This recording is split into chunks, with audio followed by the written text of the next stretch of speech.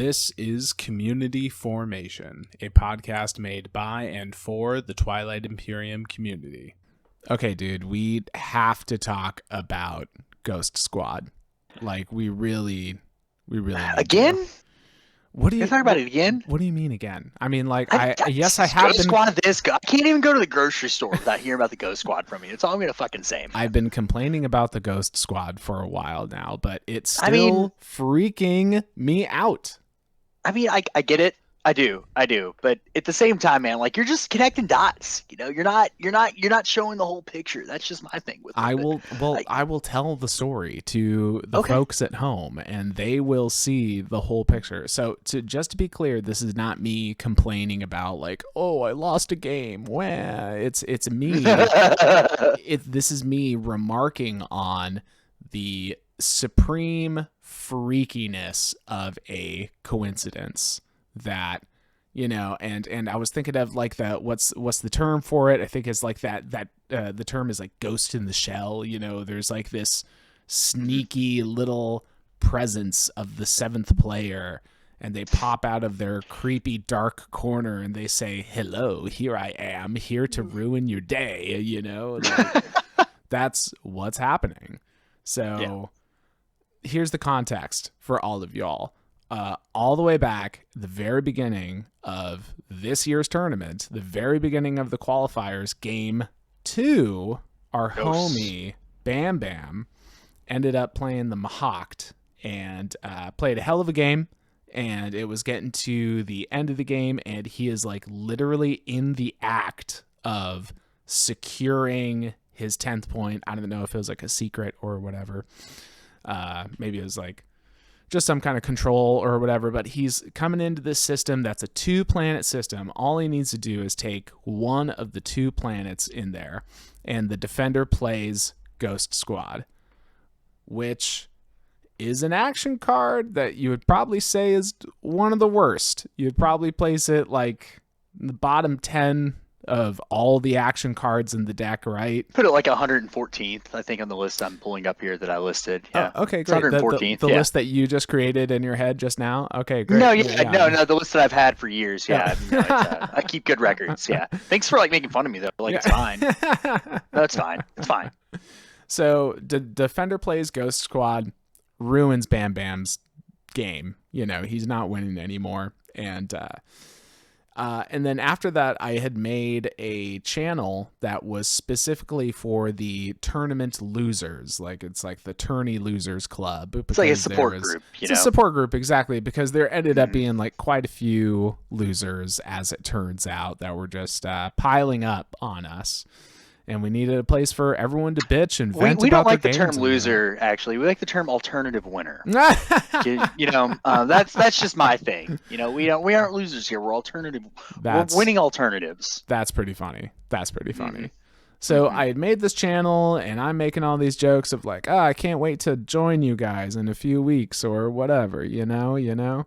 And at some point, JJ made the suggestion we should change the name of the channel to Ghost Squad, because he was commentating Bam Bam's game with Big Al, and JJ was freaking out about the Ghost Squad. I was freaking out about the Ghost Squad.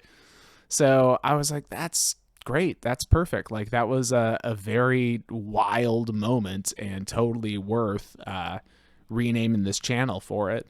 So it has been named that since that day. Mm-hmm. Fast forward to game 36, my game with homeboy Portmandia, who was the rightful winner. But I'm playing Mahawked. I get so close to the very end, end up losing, and this whole time during this game, it was like very early on in the game, maybe like politics follow of round 1 or status phase of round 1, I drew Ghost Squad into my hand. I had Ghost Squad staring me in the face. This reminder. Yeah. No, it was an ill-fated omen is what it was. It was like, it was just a bad omen, and I should have known that it wasn't going to work out from from that point. Like Ghost Squad? Oh god, this is weird. And then I got ghosted, of course. But you got ghosted. I got ghosted all over you, man. I got ghosted all over my face is what happened there. So it's like the coincidences are just piling up on me in this very weird, creepy way. And then I'm like posting in the channel after the fact and remarking on this whole thing, and I shared the screenshot that I took with Ghost Squad in my hand, of course. And then Bam Bam says, "Oh, also, you and I were playing in the same slices." How weird is that? We're both in Vorhallywood, you know? So, like, talk about, like, a fucking curse, you know? And, I mean, like, I'm not saying you're being, you know, superstitious, but you're definitely being a little stitious here. A little stitious. I'm just a little stitious. But, yeah, it has just been creeping me out ever since. The 7th player clowns on me constantly in their mischievous little ways. You know, I don't think this show would be nearly as good or interesting if we were actually good at this game. So, you know, maybe we should just welcome this sort of stuff with open arms. Oh, well, I mean, to talk about. I mean, I've welcomed my fucking fantasy team with open arms by this point. You know, like, I'm just going to have the worst fantasy team, and that's okay. And that's just the way it is. Dude, I dropped out of the top 10. Feels really? Real bad. Oh, man. Yeah, I'm number 11 due to tie breaks. Yeah. Wow, dude. Wow. Yeah, Stabs is healthily in first, though. Him and I were, like, tied for the longest time. Stabs killing it. That's incredible. Still, I mean, shocking. Stabs doing well. So, whoa. Are Kraken's 3 kids in front of you? Oh yeah. No, they're like clumped all together. It's the wildest thing. That's pretty incredible that Kraken's 3 kids are just like all like so dope at fantasy. Like they just kick the door down and they're just like in charge is what they are. Oh yeah. No, Shavnir's in front of me too. I'm trying to think of other notable. Well, everyone in front of me is notable because they're better at than me. But yeah, it's I don't know. I'm coming for it though. I can feel it. Mahak and Claris are going to carry me to the promised land. Yep. Hey, there's a lot of games left. That's what I'll say. Yeah, there are a lot of games. I was just looking at Drago's stats that he was posting in tournament spoilers, and Mahak is the winningest faction so far. Yeah, man. Yeah, I mean they're nothing you can say, man. They're good, and that's all I have to say. They're really good, and people are getting better at the game, so they're getting better at Mahak. That's all he has to say, folks. Great. No, I'm not going to shut up. Sorry, guys. Y'all are stuck with me for another hour or so. That's fair. So, what do we got on the show tonight? Today, man. You know, day it is. Whatever day you're listening to this, people who tune into this wonderful program. So up next on the docket, we're gonna maybe do a little bit of the Articles of War. We'll talk about what's been going on with the tournament a little bit. After that, we'll do a little bit of unconventional measures. In that segment, we're going to do a recap of the Team Frox franken game. Not going to spoil that because, you know, why not? And then after that, we'll have my personal favorite part of the show. If you're listening on the YouTube or watching on the YouTube, really, and not on the Podbeam, we'll have the Megameme Center. And then we're going to roll it over into the most important, most vital part of the show. Who's the speaker again? And we're going to have our good friend Wekker on the show. Yes. And may I just say, that man's hair, absolutely stunning. Yeah. Absolutely gorgeous. Huge fan. I couldn't even listen to what he was saying, to be honest. So I'll probably have to rewatch to learn anything. Totally. Yeah. Really great interview with Wekker. I always joked, because we talked about having Wekker on the show before, and I just straight up said, like, I don't think he would want to be on the show. Like, I don't know if he even likes me. I'm surprised we get anyone. To be honest, honestly, I don't even get people on this fucking show, dude. I don't know, because we're fucking goofballs or something, dude. I don't. Probably, I think we just make people look good because they come on here like, oh yeah, no, it's like we're the sack of shit, that you stand next to look good. Yeah. Very poetic. Thank you. Poetic. Invite me to your work parties, and I can give you these analogies all day. I do them at meetings at work all the time. So, anyways. So I think we got a good thing going today. I'm real excited. I'm really excited for y'all to hear the interview with Wekker. We're talking community game. A little bit of that, and a little bit of it's a valiant return to community game. And a little small segment about the death of Meme Town. F's in chat, everyone, please. F's comment, in chat. like, subscribe. F's in chat. We already held the funeral for Meme Town.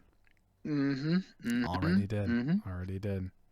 But yeah, Brass, think we should roll right on into the Articles of War, my man? Yeah, let's roll right on in. Articles of War, the SCPT Tournament update. Frox, where are we even at this Game point? 52 just happened this past weekend. And you know what I loved about Game 52 is our stats homie, Drago Thaxton, got the W as a con.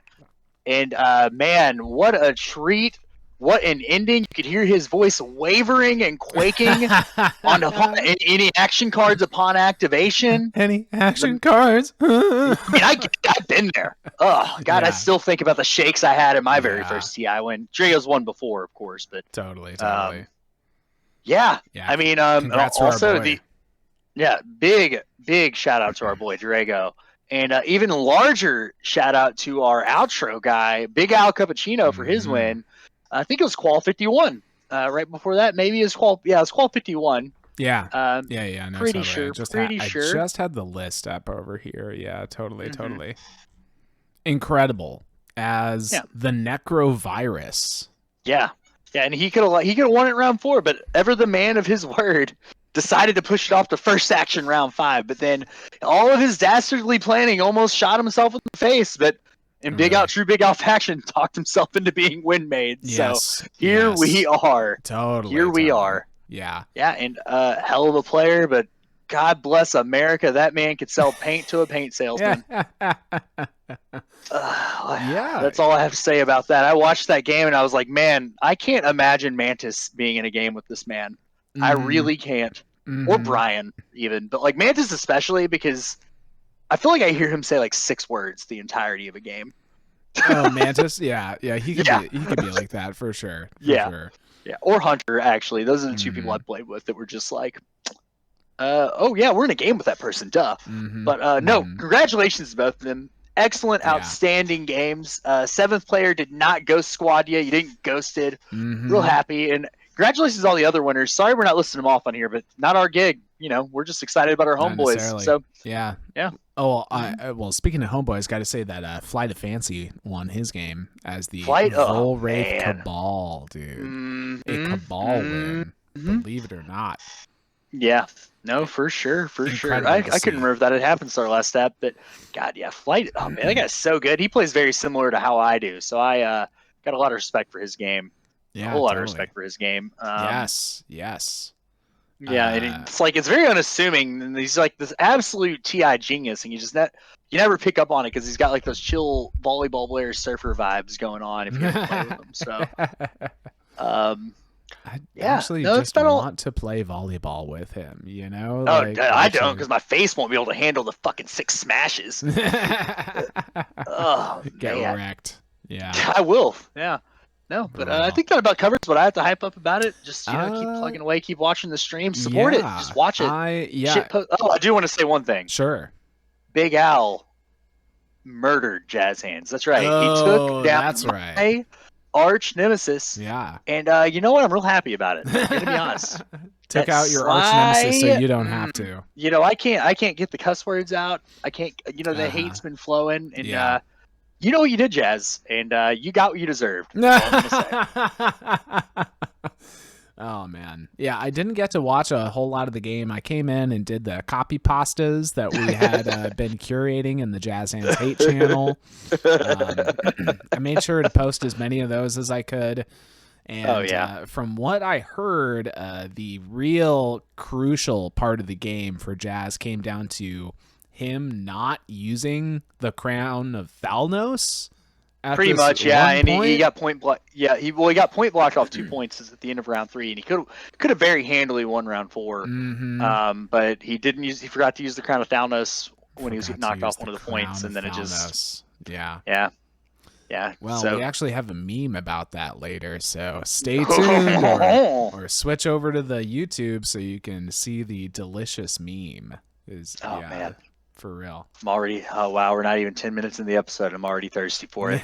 So, Moving on. Hold on. We got one more thing. We have to talk about the invitational finals. Oh, shit.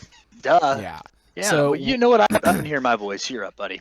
So when we recorded episode 11 with Alice, we did that so fast.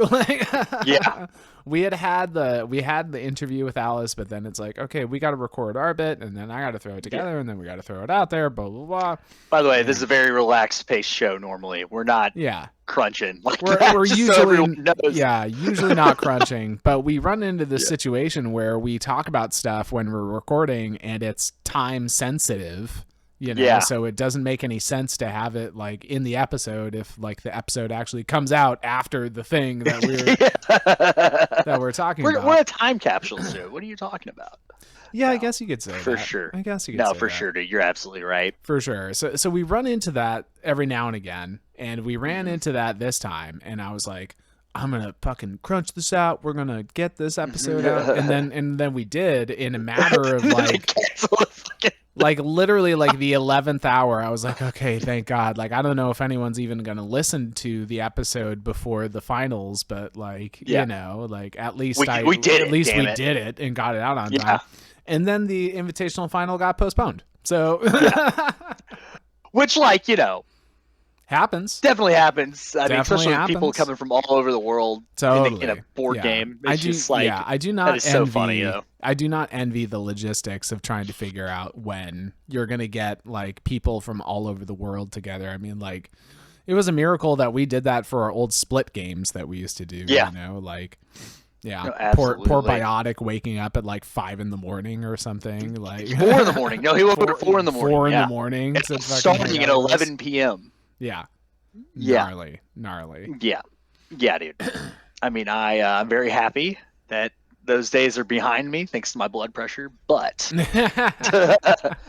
I do miss the ridiculousness that would come with that. Totally. Go on record and say that. But thank you for not letting me just barrel through the invitational final window. We can't do that. We can't be skipping windows on this show. If you got a May, you're announcing it. No, totally. So the date that I'm looking at here, the date and the time is February 18th at 1300 UTC. That's early. Yeah, that is early, huh? It's real early for Alice. That's real early for Alice, yeah. Wow, brutal. Yeah, so 1 p.m. minus 5, because 1300 is 1 p.m. for me. Is 1300 to be 1 p.m. So minus 8. Yeah, it's 5 a.m. Wow. That's 5 a.m. for Alice, yeah. Yeah. Wow, okay. Yeah. Gotta do what you gotta do sometimes. Gotta do what you gotta do. I don't even know if I'm going to be able to watch much of this game, It's like... No, you'll be getting off work. I'll be getting off work or something like that, you'll literally be getting off work and, like, about to go to bed. Because I see you posting at, like, 5:25 a.m. my time. So that's, like, 2:30 a.m. for you, so... That has happened before, yes. Yeah, so... Yeah, I mean, the 18th's a week from Saturday. Maybe, you never know. It's Alice, though. You got to root on the homeboy. Yeah, totally. No, Alice going to kill it is what I'm saying. I had this thought too of like, it's been long enough. Like we should have the winner of the game like on the show. Not even a question. Yeah, totally. We should have the winner, and then it'd be so funny if it was just Alice, and then that'd be great. Actually, then we should just let Alice pick someone to come on with them. Honestly, something like that. Yeah, I think it'd be fun. That'd be great. But, I mean, a lot of great players in that game, and if Alice doesn't win, it's that doesn't say much about Alice's level of skill. So for sure. Then there's like plenty of other great people and great let's get Grimace on. Like the Ronald McDonald's sidekick. Let's get Grimace on. I thought that's who you were talking about. It's like, Grimace, is that the fucking Ronald McDonald motherfucker? Yeah, dude. No, man. He's a member of Max Sabbath. He plays the bass. Oh my god, dude. Have you ever seen Max Sabbath? No, oh, man. Well, oh my god, dude. What I Am a Frying Pan is their hit single. Oh my goodness. It's so good.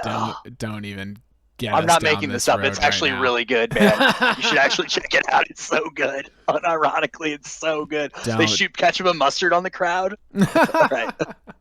Don't take me down this road right now. I actually can't handle it. I actually can't. Okay, I'm done. Yeah. I'm done. Hilarious. All right.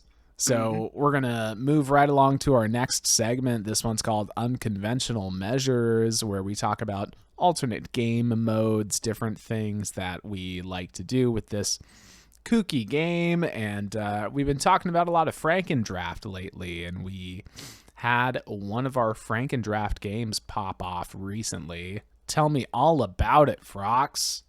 Well, spoiler, I won it. Hey. I fucking won it. And yeah, it took 3 hours of wind slaying, 2 heroes, and about 8 activations on my stuff. I got down to, with just my home planet left, a sustained mech, a sustained Hell Titan 2. Wow. And that was it. That's all I had left in the game. Wow. Yeah. And I won. So, I mean, what was like the winning point though? Where they were trying to stop a secret? It was 3-3-3. I had my home, which was a 7-7. Yeah. And then I spent 3 trade goods, and I spent 6 trade goods as well. Connors sent he had Soul Hero. He started the round with no War Suns, and then he sent 2 and 5 Dreads into my home system. Oh my god, bro. With X89. I had 2 Hell Titans.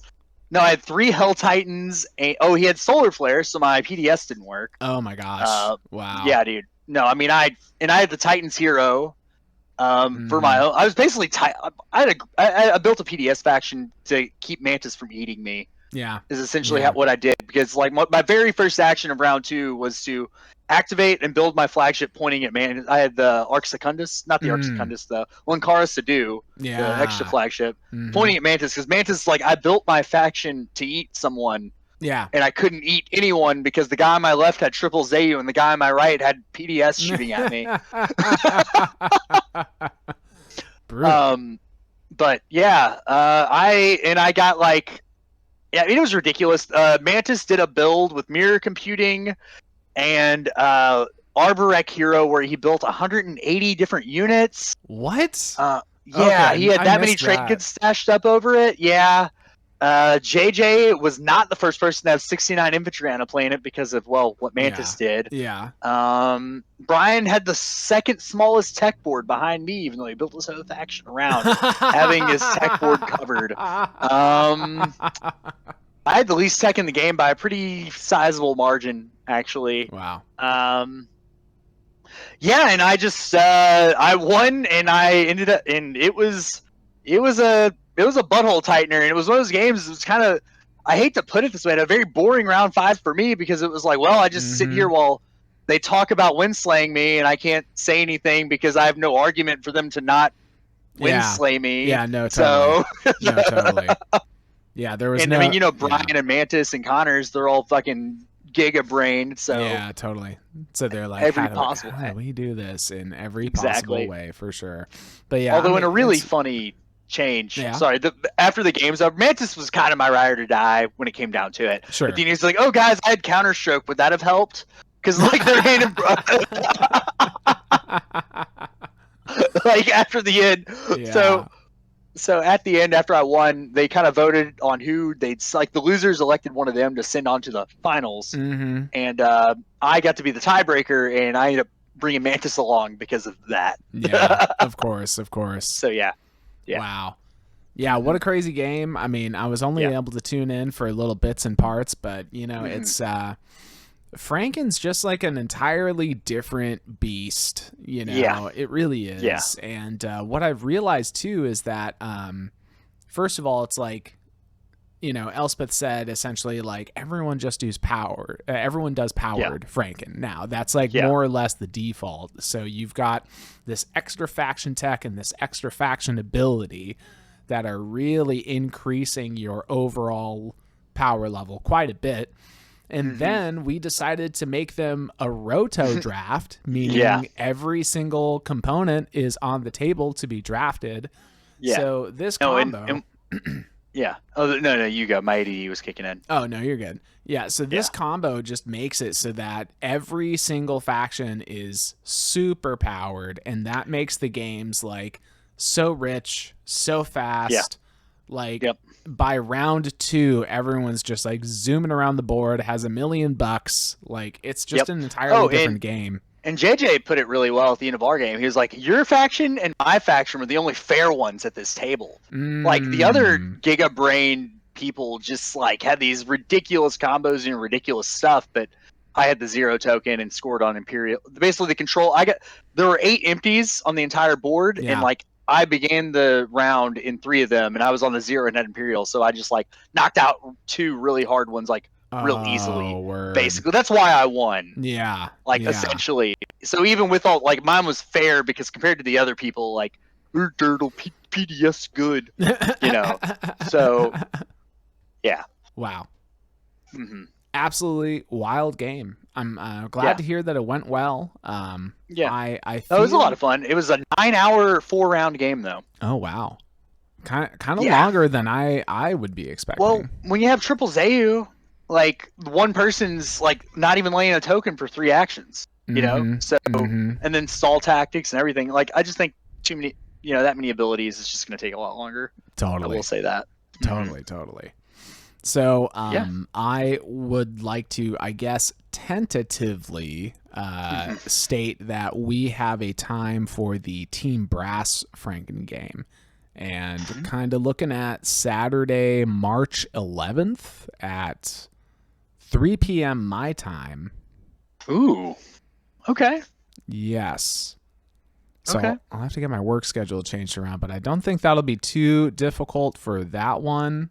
And my time would be Pacific if you're doing conversions for So that'd just be +8 on that. So it's 3. Okay, cool. Yeah. So like late UTC. For sure.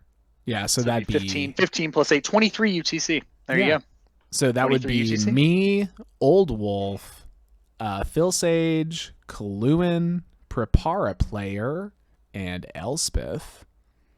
And did I get everyone? I think I got everyone. You got everyone. Yeah, that's 5. Yeah, that's Mr. Worldwide talking it out. That'll be a hell of a game. I don't know a lot about your factions. I'm gonna do my due diligence.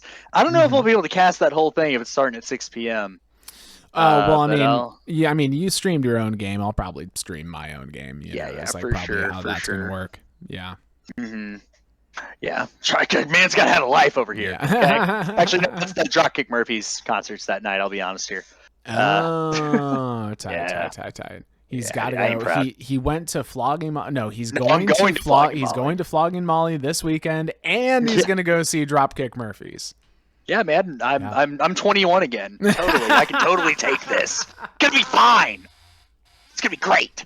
He's going to drink 2 beers, and he'll be. I might get wild. Hold on. Going wild. I might not drink a water between each of those.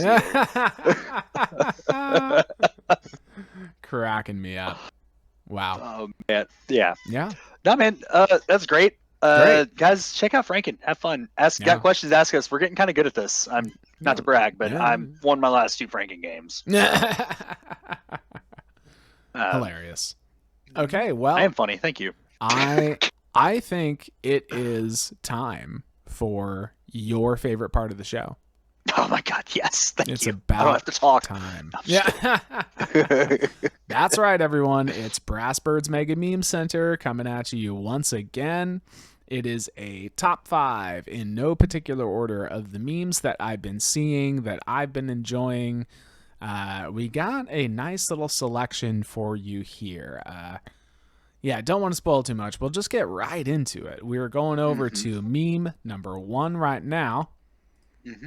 So this one, hold on, let me find my other screen here. Yeah, so this one is from Soft Spot on the Obligatory Memes channel on the Async server.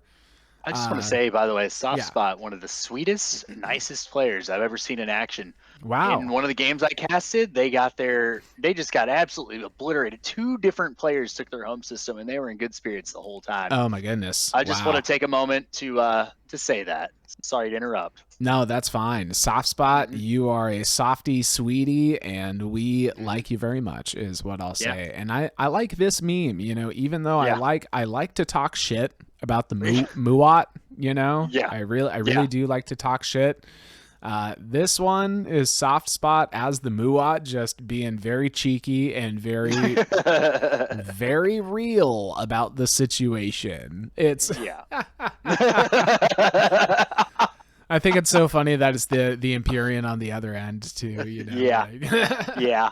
Because Empyrean is one of those factions where it's like, oh yeah, like we can be friends and you can give me all this good stuff, or I can just fucking threaten you and you can give me all this good stuff. You know, how about that?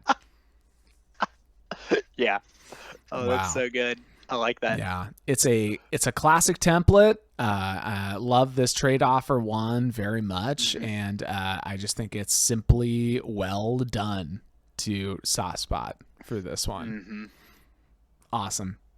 We're gonna move on to meme number 2. This is Sarbor. I think we had Sarbor on the last episode, probably. Yeah, Sarbor. Maybe kind of becoming a regular here. We're not sure, you know, and I'm appreciating it. I'm appreciating it. Another classic template, a first world problems kind of situation, and you know, I mean, all I'm gonna say is that we've all been there. We've all been there, you know. Like I got the right card at the wrong time. The right card at the wrong time, for real. Like literally, like master plan and unexpected action are two of the hottest ones in the deck, but it's like finding a nuke whenever you're trying to find a popsicle. Yeah. You know? Like yeah, like all I needed was a mining initiative to win the game. The simple old boring mining initiative. Yeah. And then I got these ones. Yeah. So another one off the obligatory memes channel. I really enjoy obligatory memes because it's just like, it's way more directly like real life game states and situations that are coming directly from the games. So I like to start it there and like really just get grounded in the whole situation, you know? I agree with that. Yeah. Hope to see another one from Sarbor soon enough. We are going to go over to meme number 3. Now this is kind of interesting. I'm going to have to do a little bit of explanation here. So the meme artist for this one is anonymous and not like the internet group, you know, not like them with the masks and whatnot, but this is like the classic anonymous, like don't know who this person is, because this is from a new meme channel that I've been checking out called FOW Anonymemes. Anonymemes. So FOW standing for Fog of War. There is now, it's it's essentially an offshoot of the async server, but it's run by Finn, and you know Spoon's in there helping out because you know that's what Spoon does, you know. But really, it's all Finn's brainchild, and he's running multiple games. There have been like huge updates to the bot. Shout out to Jazz Hands for stepping in with all these development help things and doing all these big Fog of War updates and everything. So partly what's going on to make the whole Fog of War experience actually work is that there's this new bot that's called the Confession Bot. Oh my God. And you can use the Confession Bot to send anonymous messages to any other channel.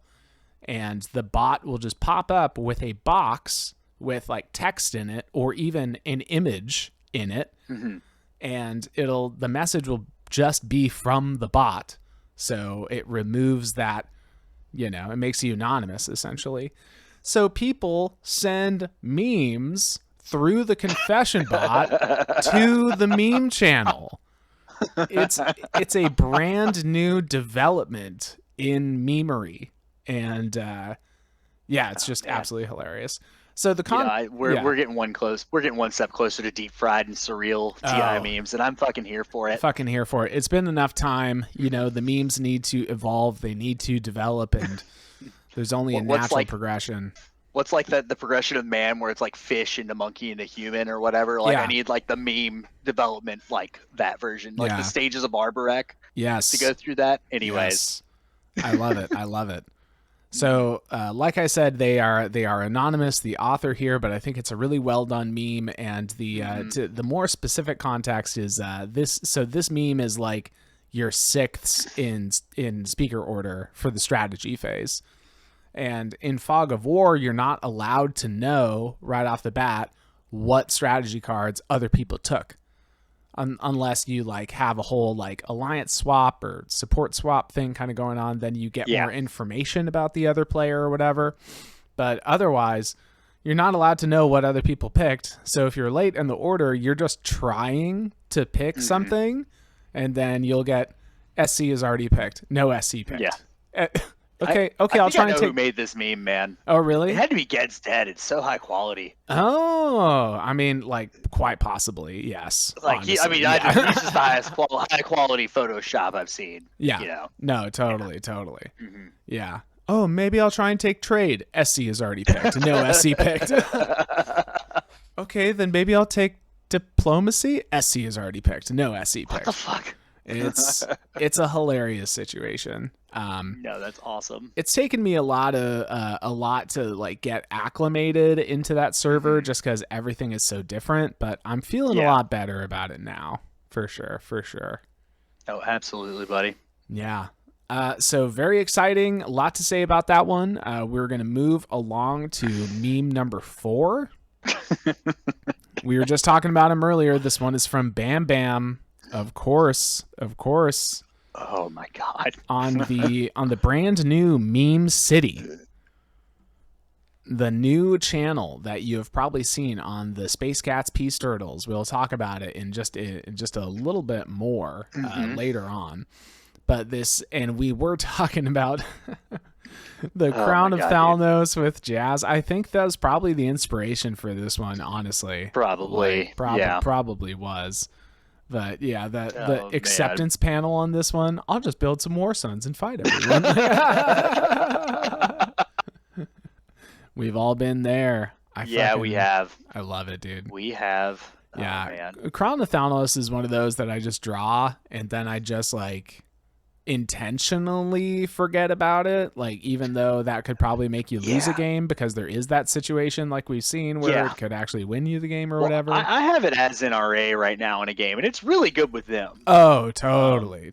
Like, it's really good with them. I mean, you have 4 extra units that are rolling extra dice, but other than that, I mean, I look at that relic and I think, well, this is a do or die relic, literally. So yeah.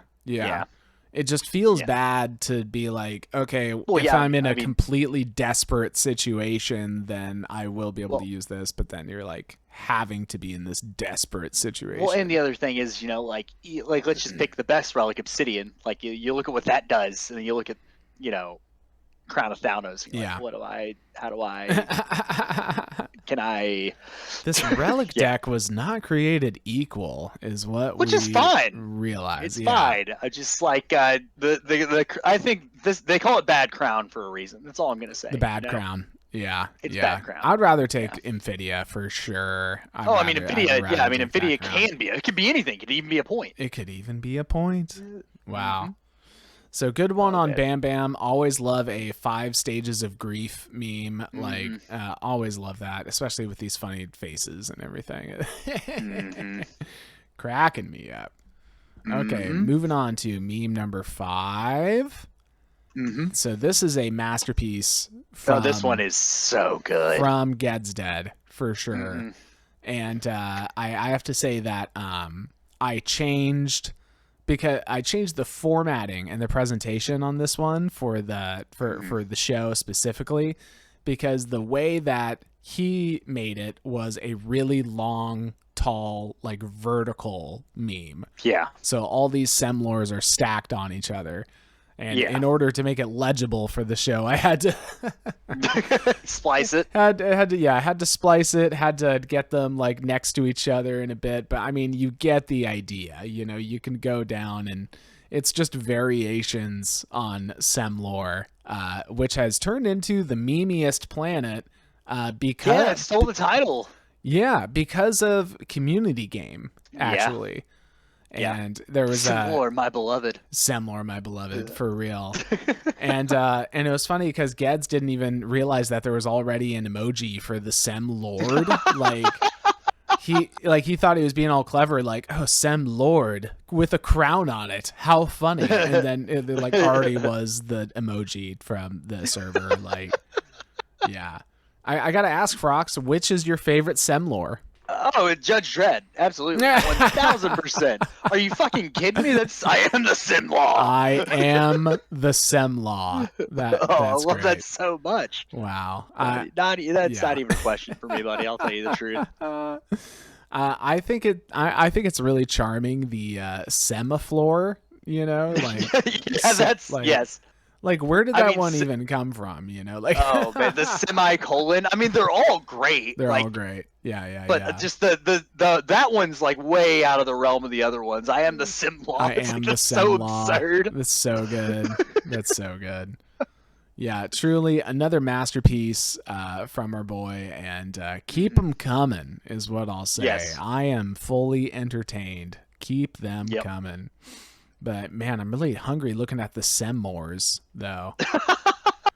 S'mores. Man, we were talking about this before we aired. I need summer. I'm sounding like a basic white bitch right now, but I need summer. No, same, dude. I'm so sick of the winter. I want some s'mores on my fire pit, out on my patio. Dude, I'll have to fly you out so we can go to the lake, man. Lit. That's lit. Mm-hmm. I'm into it. Hell yeah, buddy. Wow. All right, and we're not done yet, folks. There is a bonus meme. You always love it when there's a bonus meme, and here it is. Bonus memes make the girls go crazy. That's what I hear. I've heard the same thing. Yeah. So Yeah. this is from yours truly, and this one is actually, I gotta say it, it's kind of an emotional one for me. Yeah. It kind of is, because... it's just simple, it's effective, it's the way for me personally to put to rest a most important meme channel that I've taken so much responsibility for, ultimately. Yeah. And the exact context of this one is that, well, first I'll talk about Meme City really quick. The Wekker had this in mind and already had it all set up, and at some point was after or when I was just about to do another archival, another meme solidation, Wekker was like, is this really the best way to have a meme channel? I invite everyone over to Meme City, which is a forum channel, so it's different from just a regular Discord text channel. And I feel everyone had a hard time figuring out, what is this actually like? How, reckoning with the differences and everything. And then Memetown got thrown all the way at the bottom in the miscellaneous archives. And I had pinged Matt, and I said, hey, man, I'm planning on doing this really extensive archival project. I'd like to do it in this channel. So if you could keep this open for a little while longer, I'd really appreciate that. And he said, that's great. Just let me know when you're done, and then I'll lock it up. So I went through all the different old Memetown archives, gathered all the pinned memes, and put them all into Memetown Forever, and grabbed the links, put them all into this text post, put that into Meme City, and then I messaged Matt again and said, you can go ahead and lock this up. But before he did, I snuck in with this one. So this meme that you're looking at right now is the last post in Memetown. Is the last post. And I'm I feel good about it, man. It's I'm putting my baby to rest. Rip. Yeah, we got them training wheels. They're off. Training wheels are off. You gotta start posting the big boy memes, buddy.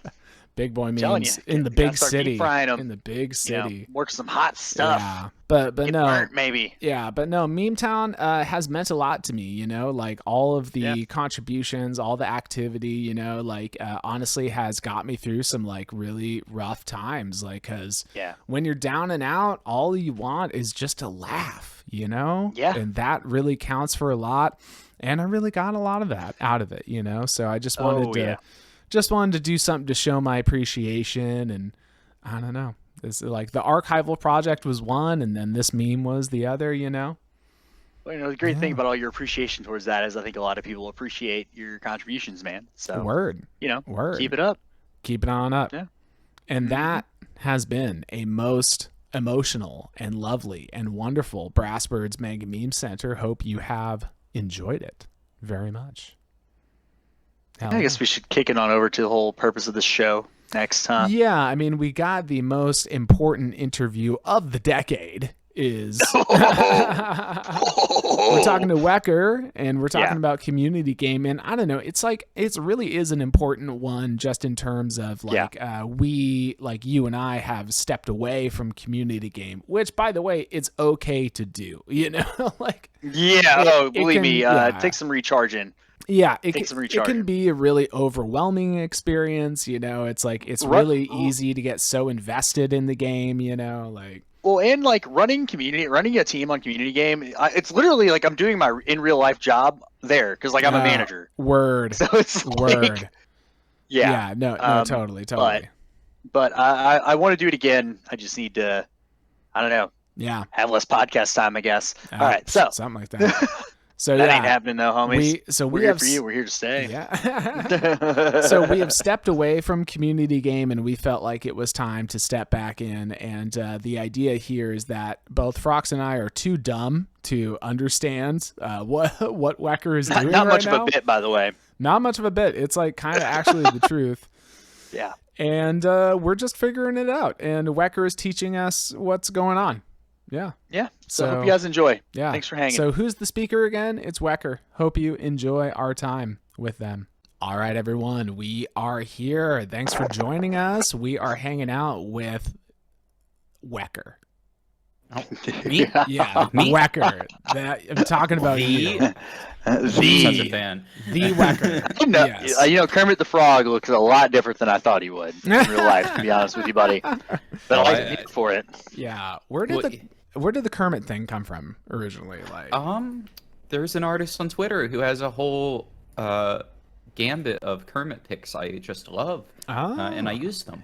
I use them all the time. Oh, they're just that was good. Basically different emotion reacts and stuff. But, yeah. Mm-hmm. Yeah. Incredible. No, I dig that. No, I love that. Now that and the axolotl pic are like the two. Yeah. Same thing. Artists on Twitter that I love. That's how all of my profile pictures go. I find something on Twitter and I'm like, yeah, that should be me now. Mm-hmm. Mm-hmm. Oh, that's so good.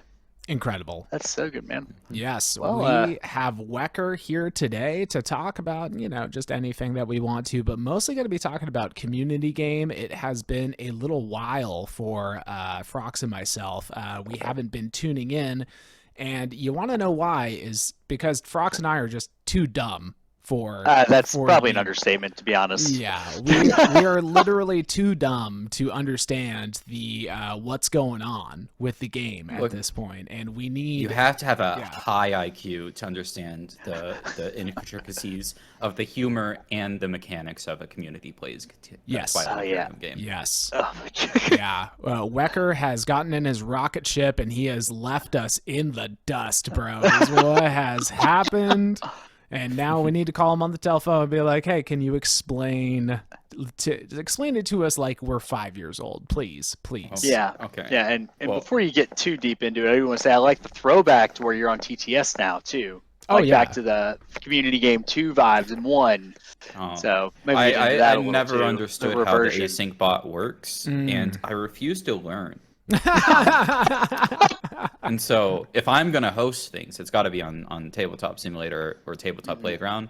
Unfortunately, Tabletop Playground makes the live adding of modded content a bit more difficult. So okay, I gotta go with TTS for this because I can just add a random 3D model whenever I want to TTS. Oh sure. Oh, that's awesome. Yeah, and there is a lot of custom stuff. I mean, like I am quite blown away at how much new stuff is in there. Like emotional support stormtroopers for life, man. Well, it's like yeah, of course. But TTPG definitely a lot better for like the base game stuff, but TTS I can see. Well, so TTPG specifically for this game did something that TTS never could and never will.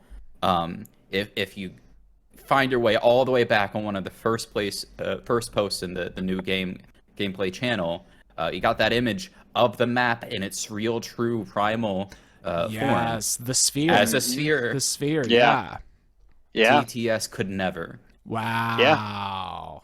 Yeah. Interesting. Quite literally, cool. you can't rotate things in 3D space in Tabletop Simulator. Wow. That's really cool. That's really cool. I'm tripping out. Yeah, if you haven't seen this whole deal with the sphere yet, you got to check it out. It's pretty tight. Yeah. But so yeah, you want to get in kind of like what's going on now, like how you got involved with the community game in the first place. You know, like Bort brought you on. I know we know a little bit. He was the first interview, but I kind of got involved, and then what kind of spurred into what it is now. And well, I guess tell us what exactly is going on now. Well, so I started with the community game in the first all captains team, and the only good team that's ever played community plays TI. Oops, all captains, the Joel Nar faction in game 1.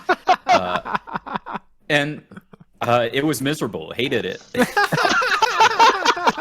too much backstabbing and then lying to each other's faces. Yeah. And some of it was outside of the team channel. Oh man! I told Bort I love the game, but I can't be playing it as a player. And I gotta help him out. And he was like, "Oh, thank God, someone's gonna do my work." Yep. Man.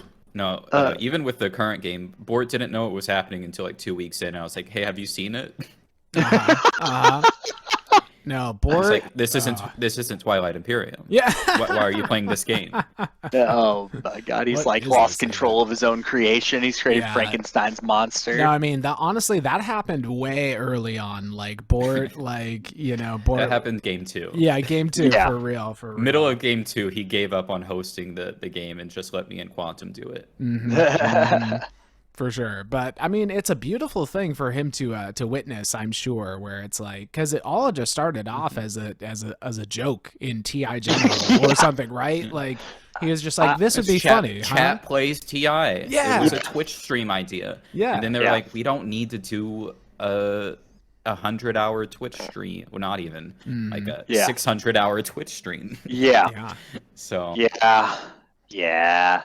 Yeah, you have like 6 streams at once going too, right? Because like each team would have to have their own fucking stream to input. The original idea was just chat versus 5 real people. You have to wait on chat. There you go. Oh my God. Thing, now I still want to do that. That'd be funny. It'd be funny for people who are involved. You were talking beforehand about the holiday spectacular. That would be an amazing holiday spectacular idea. You need a fun twist where something weird happens that makes the game miserable for everyone there in person. Incredible. Yeah. Wow. You don't want to play in the holiday spectacular. You want to watch the holiday spectacular. I want to play, but that's just a masochism sort of thing. I mean, it's 2023. We don't judge it. We don't judge on this pod, buddy. We don't. No, dude. No, we don't kink shame. I mean, I host community plays TI games. There's got to be some of that. So, best part about hosting any community plays TI, but especially with your own homebrew, the amount of angle shooting. Oh yeah. People will try to get out of you. Of like, even the components where I'm like, this is very well established rules that I'm just doing one different thing with. They're like, so can I use that to get a point? Just because it doesn't say I can't. Oh my God, dude! And then it's like we'll I argue these rules. Argue for like 30 minutes in the general chat about it. I'll be like, I'm done with this. We'll do a compromise, but it's not going to help anyone who argued with me.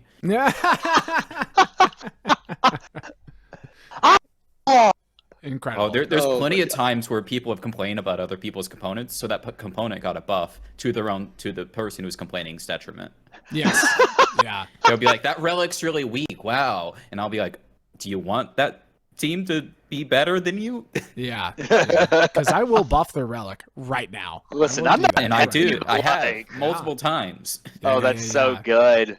Incredible. No, most recently, we have a relic that lets people you activate a system and you can swap any of the ships in that system with any of your other ships on the game board. Wow. And it was a purge. It was a one-time thing like Dominus Orb, but they were like, this is so bad. You have to activate a system for it. Dang, I can't do that. I was like, okay, it's an exhaust now. You just made them.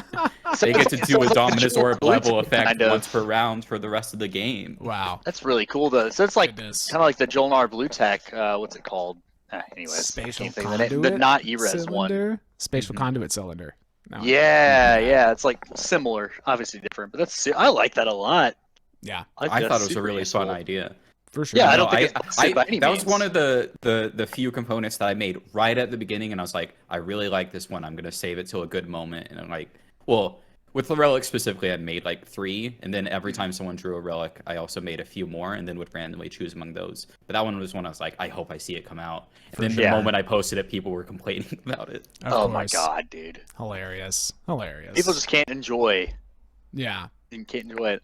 So I want to set the stage a little bit and say that. So hold on, this game right now is game 6, right? Is it game 6 or is it game 5? It depends whether you count shoots and ladders. For this purpose, I'm not counting shoots and ladders, but that was very entertaining. Okay, it's game 6. Game 6, for sure. So game 5 was when we were Nomad on Team Nomad, right? Frox? I don't know. Yeah, that was game 5. We were on Team. Yeah, that we were on Team Nomad game 5. Yeah. So game 5. That's an async bot game. Oh no, I was not involved. I didn't even touch it. Like for this guy, he didn't claim it. So I can't read tall images. No, okay. That's all right. He needs nice girthy photos. He cares about girth more than the length. I get that. Sure. So game 5. I could put my monitors portrait mode, but yeah. So game 5 was a standard TI game for all intents and purposes, and what I kept saying about it was like, you know what, it's like the palate cleanser game, because that's kind of the way it goes on that server, is that, we'll do something that's like wild and crazy, and then we'll do just like a standard bare bones TI game, and there's like plenty of flavor and plenty of cool stuff happening like in each one. And game 5 finished, and I was just telling everyone like, yeah, this one's the palate cleanser game, and then like the rumor is that there's gonna be a Fog of War game is what the rumor is, and then out of nowhere, shoots and ladders, and we were like, whoa, what is going on? I enjoyed that, by the way. It was just to interject. It was very entertaining. It was like really, really just a breath of fresh air. It was just really a lot of fun. But the anticipation kept building, where people are like, is it going to happen? Is it going to happen? Is it going to be a Fog of War situation? And then you came out of nowhere with just like all of these brand new components of this spherical map, that like these altered faction symbols that were different colors and shit. And everyone was so just like confused, like, what is even going on? What is happening? Yeah. So there is a story behind that. So since game 1, as we all can remember, Frog of War has been on the horizon, and that's why I'm Kermit in the community plays. Oh, because of Frog. It's because of Frog of War. It makes sense. It makes sense. Yeah. And I have been writing Froggy. That's Froggy's original and main focus is to run a Frog of War game. I've been writing him since then, and it has been it's just really annoying. Oh sure, TI's big game. TI's got a lot of stuff going on. Well, yeah. I don't do good at it. It needs about like 10 components total. That's more than 3. And so Froggy's just kind of gotten bigger and bigger. So I've been working on Froggy in the background. And we also just got a few like server admin stuff we wanted to add in. Throughout every other game, So Froggy would also get that stuff, and that would distract me from Frog of War. But now Froggy does like assigning the teams, which was for the first 2 games the longest thing in the world. Because it was all manual. Yeah. Totally. And now Froggy does it all in 10 minutes, and everyone's happy. unless Froggy breaks and messes it all up. I remember in game 2 when that happened, and Spoon was on the wrong team, and it was so funny. Like, oh man. Anyways, that was so fucking. That was one of the most fun I've ever had online at like fucking midnight. Fortunately, that's only happened twice with all the community plays games, Root included. So Froggy's good at memory now. Just slowly getting better at drawing. That's the biggest annoying thing. Is not getting the state of the map for Frog of War, but it's like how to draw every single component on a tile so that none of them ever overlap and it's all readable and it's totally. And not making the file 10,000 pixels square, you know. Yeah, like that's what like the async bot. It took him a while to get like that more legible, you know, and stuff like that. So I can only imagine like because your maps look higher quality and it's like a different shading thing, whereas that looks more like 90s PC vibe over there, if that makes sense. I love 90s PC vibe. No complaints. Just say. I have all of that working with Froggy now. It's just slow, and so the big thing to me right now is whether I write an image backend in C and instead of Python, because he runs on Python right now, and either way, it's going to be a lot of work, or it's just going to take like 5 minutes between every map update. Yeah. I get that. I mean, it's a slow-paced game for what it's worth, you know. So back to the story. It's working on Frog, and they bring in the async bot for game 4 and 5. I think they started with game 3, but it was like midway through and weird. And so 4 and 5. And so I could have a lot more free time to do Frog. So I really was hammering things out, doing them all, like, you know, getting things done, getting most of it done. And so Frog was gonna be ready for game 6, but right when game 5 ended, I was like, okay, 2 weeks, and then we gotta have Frog.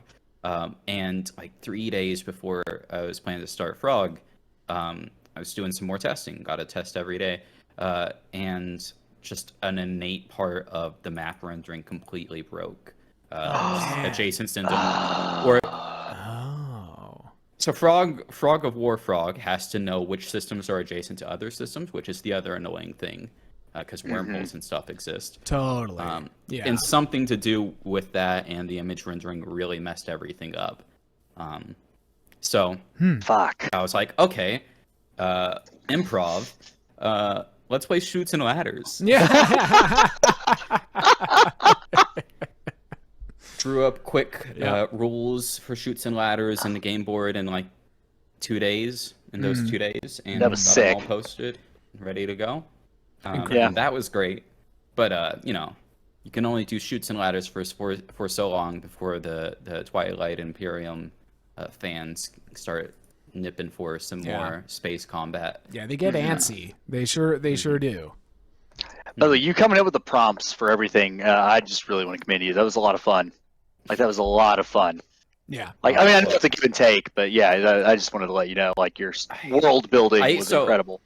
I had the name, A Game of Shoots and Ladders, like a week beforehand, and I was like, that'd be very funny to do, like a D&D thing.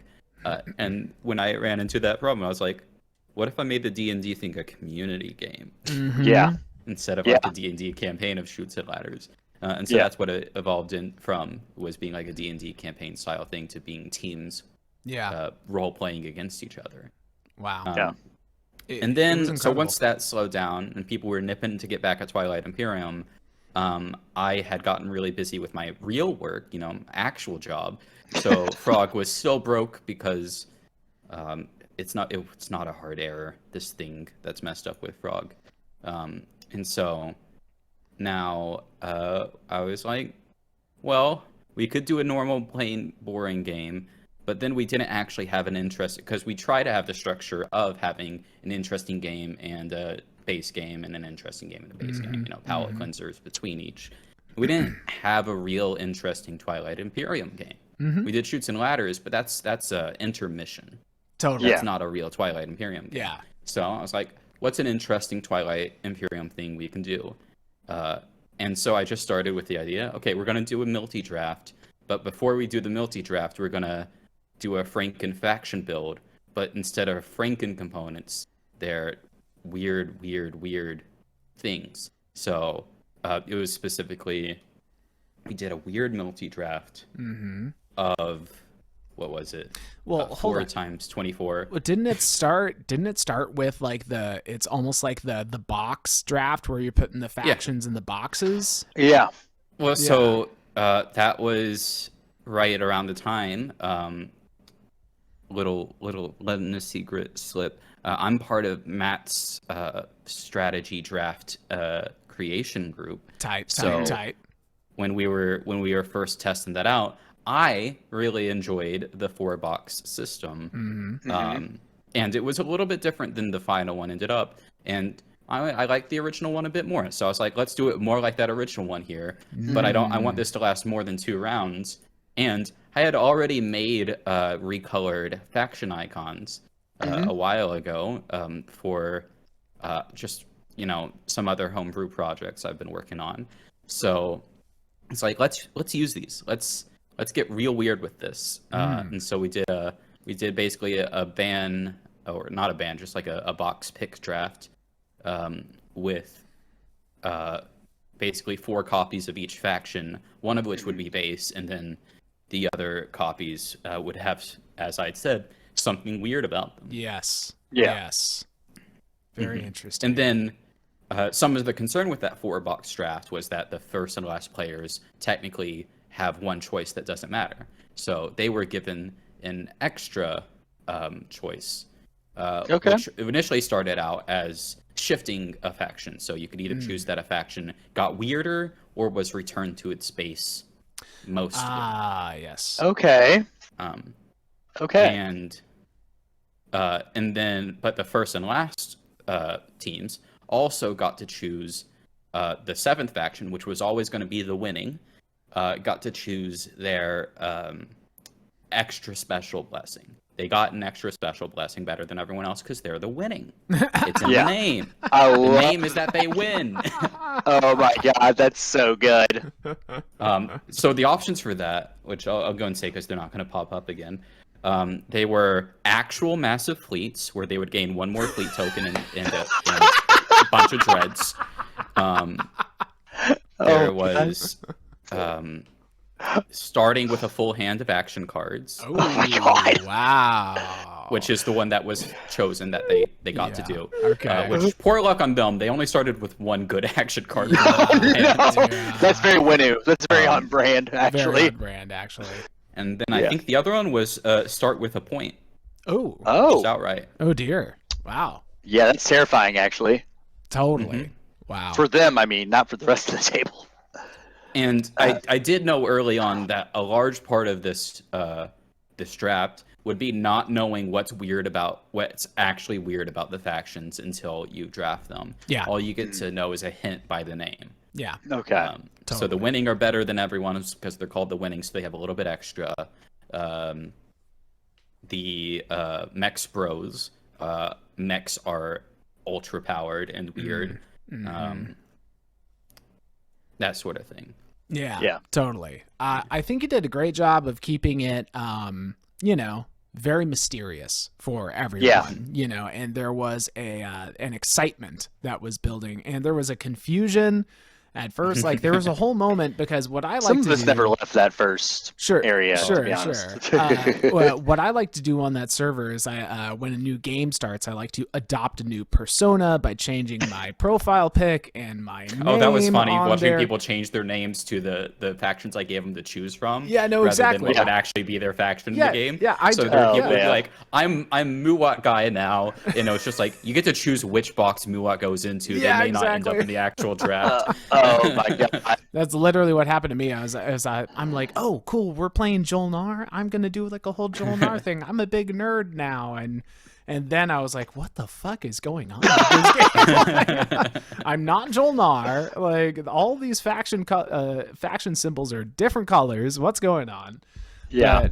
But I'm stoked about what I ended up getting, and once I realized, like, okay, I'm on the L boys. We are a altered version of the Letnev, And then once I saw the faction Party sheet and the hard and components, sustain harder. Oh yeah. Oh my god, Oh, yeah. that's so good. So- That's the theme. That's literally for each faction, when I made up their name, I was like, okay, how does that name do a one-line Yes.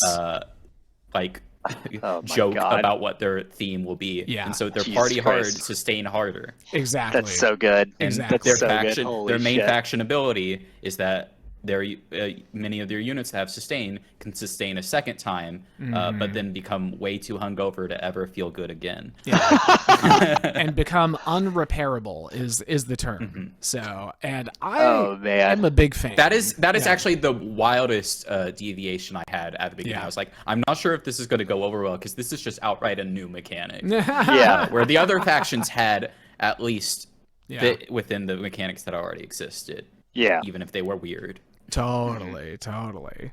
Yeah. So I also, with that draft, I have to really put a lot of props out to Cages and Simple for sure. creating the slices for the map. Oh yeah. Oh. Spherical map. Totally. Oh my gosh. For me, because there was no way within the time crunch of doing all the draft stuff was I gonna get 8 good slices ready to go. Yeah. Totally. Yeah. Shout Especially out. with anti-Mechatol and anyways. Yeah. Shout out to Cages for being on my team at the very beginning, giving us the dumbest team name and then disappearing. And leaving. And then just leaving. Just completely be like, I don't want to do the homebrew, but your name's Kaylee now. Our team name Oh is my- Kaylee. Why not God Kaylee? damn, dude. You're the barony frat boys who Yeah. went to the universities of Jolnar, but Yeah. dropped out because of partying too hard. So your name's Kaylee, Our name's obviously. Kaylee, dude. It's super I funny. mean, I pretty much did that with my team. I like picked the name Flaming Hot Cheetos for them, and then they never. I'm not active at all. Wow. Hilarious. Well, they were talking about what names they were, and I was just throwing haikus out there that ended with Flaming Hot Cheetos every time. It's the Yeah. entire thing I did. Perfect. Mhm. Is That's that the also, Most Blessed Arborek? Is that their name? Yeah, Yeah. so Arborek, they were just a normal base faction, but in the process of choosing whether to make a faction weirder or to make them more base, if the faction you were choosing was already a base game faction, instead of making them more base, you could bless them, which gave you the choice between 3 options that were all definitely very good.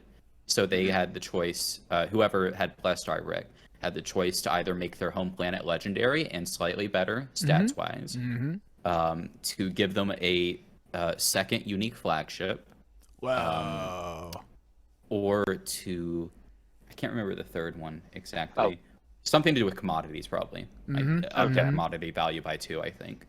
Okay. So they went with the legendary home planet, which is Blessed Far. Good choice. Which I'm very happy about that name.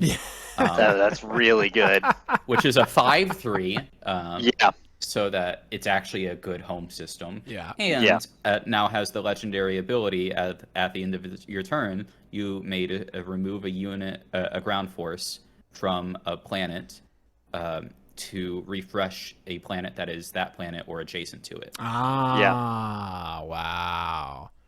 Yeah. So are they just So- steamrolling in the game right now with that kind You of think start they going should on? be. I think they should be. You think they should be, but they're like 3rd. Don't tell them I said that. They're like in 3rd place. Wait, I'm them. Wait a second. Wait a minute. Just kidding. You just told them.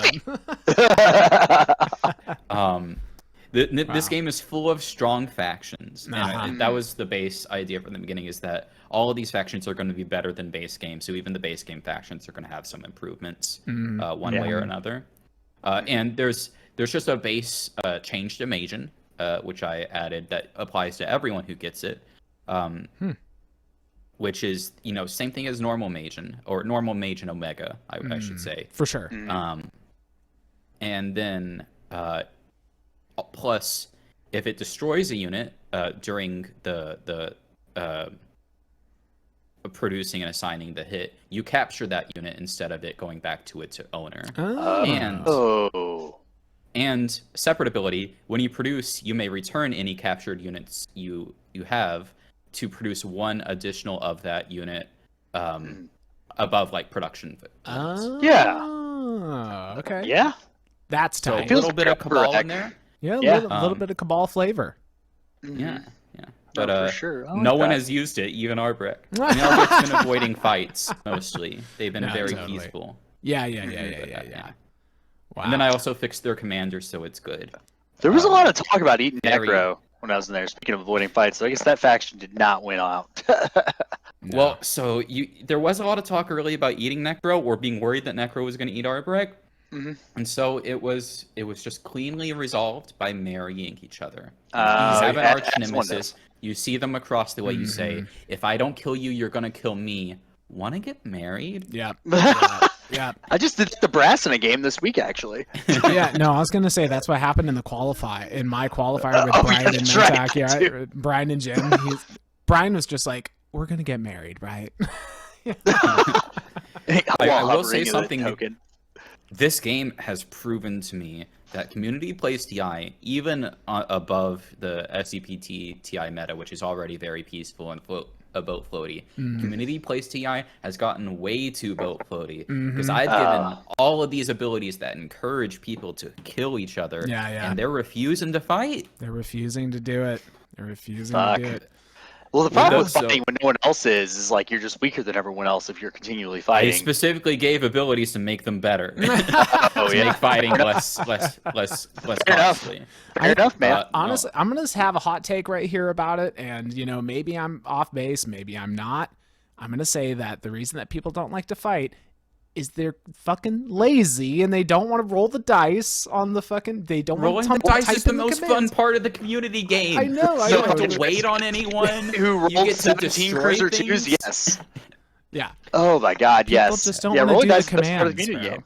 Yeah. Yeah. I love it. The winning is currently at 6 points, maybe 7 points. Okay. While everyone else is at like 3. And oh shit. Yeah. Well, no one thought to. Well, so the winning did a very strong PR move first thing, and they made their team name the Golden Retrievers to deflect from being called the winning. That's so good. It actually worked because I kept forgetting that they were Winu. I just straight kept forgetting, and I was like, "Oh, dogs, cute, very, very cute." Yeah. There's a reason every time I refer to a faction, most of the time, I do try to refer to them with a faction symbol or something like that on top of the name, because they'll trick you. Yeah, they'll trick you. Yeah, like what is Kaylee supposed to be about? Honestly, like. I do like like the gamesmanship of community game more than anything, though. That's like the backstabbing and all that. Oh man. So the other thing with this is it's. So the map is a richer map because it's bigger, because it's a sphere. It goes both ways, and it has the islands and all that. And with all the homebrew exploration cards, I tried to make them richer than normal exploration cards, so they're more exciting, and things like that. Everyone's got good stuff. Yes. Either from their base abilities or from the 4 relics that they have that they keep on getting, and things like that. Specifically, Kaylee has 3 relics and Minister of Sciences. Oh, wow. And 2 exploration cards in their play area that can be used as stalls anytime they want, etc., etc. Wow. Oh my God. Incredible. Yeah. It's fucking wild, actually. You see, I'm shocked to learn all of this because I haven't checked in a little while because I'm too dumb to understand it. Every time I try to dip my toe in, I'm just like, it's a real hard one to jump in the middle of. I will say that about the quote unquote interesting games. They're not great to come in the middle of. My advisement to anyone who wants to join a community game: do jump in the middle of it and don't learn anything. Just start making commands. Start acting like you already know everyone's relationships and everything. Yeah, just break shit. That makes for a more fun, more interesting community game than actually trying to play good. Yeah. Yeah. Community games have gotten more and more boring as people have tried to actually win them. Yeah. The most interesting part of the community games he's right. have consistently been the teams that are just messing around, following I don't know, man. I jumped points into don't matter rule. When I missed fucking part of the Nomad start and then got back into it, the mess that Cages left us with in that game actually was actively fucking frustrating. Oh my God. To be honest, though. Yeah. I don't mind like there going for is a memes or whatever, difference- but yeah. there is a difference between fucking around and Find blatantly it out. ignoring what your teammate has said they want to do. Yeah. Like to you, to your face while you're in chat. And then going out and doing something different. Yeah. Exactly. It's the Cage's way. Exactly. It's No, for sure. But Man. Yeah, dude. So to get back into the story of this game. sorry. Tell me. Do tell me. It's all over the place like the game itself. So first thing we do before we even choose, or while we're choosing strategy cards, is there goes up a poll for everyone to choose which faction gets an extra bonus. Because this game has a lot of extra little things that encourage community participation in Discord. That don't have to be knowing mechanics, knowing what's going on, because I'm not going to tell you until they get chosen. And so those are the beneficiary of the throne cards. There are 8 of them, and 2 of them have been distributed. There was Proclamation, which was given to the winning, which lets them, when a objective is revealed or when they draw a secret objective, purge whatever objective they got, draw 4 more of the same kind, and then keep 2 of those. Wow. Oh, wow. So they can use it on a public to just get rid of a public they don't like and draw 2 more, basically. But they get to choose which 2 out of 4. Or secrets to get guaranteed 2 secrets they can score. Yeah. Whoa. That's wild, great. dude. That's so fucking good. Wow. And then there's also, let me look at all these play areas because I don't have the game up right now, or else they would make my everything go slow. We have the boost ability on Arbrek, Longevity.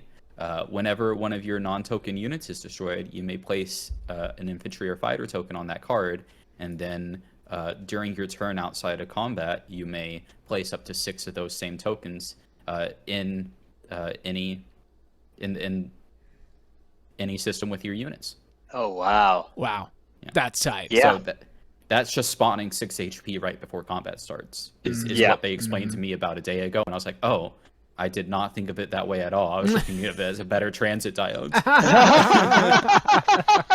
It's like, No. I was honestly worried it was super weak because they weren't getting any use out of it. And I was like, I guess this isn't a good one. And then they were like, yeah, we can use this to win any combat we want. And I was like, wait, what? Well, and the thing is also like with their ability from their legendary planet, they can pull in it like they can literally get a free stack of it every round while getting value out of killing that unit too. So yeah, well, it's a May, and they have not chosen to do it yet. Interesting. Gotcha.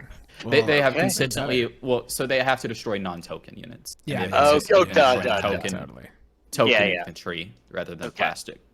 That makes sense. But it's any plastic unit converts to an infantry or fighter. So it can be dreadnoughts and things like that as well.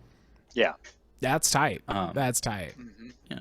Wow. And then we go through the game as normal, as you normally do on a spherical map with islands and unique wormholes that act differently than normal wormholes. Yeah, I'm following that. Totally, I can see it in my head. Unique faction abilities like the L2's Y3Z being able to move their structures, but they have to land on planets. Yeah, for sure. Leg day, it's my favorite. They're not SAR. Their space dogs still have to rest at night. Totally. Have to go to bed. Exactly. Exactly. Wow. That's some OP shit, bro. I love it. Yeah, man. No, this you would think so. Like a very fun thought process. But then I look at what's happening in the game, and I'm like, where is the people? This is my favorite thing about homebrew is people on a forum get so upset about things that are too strong or something like that.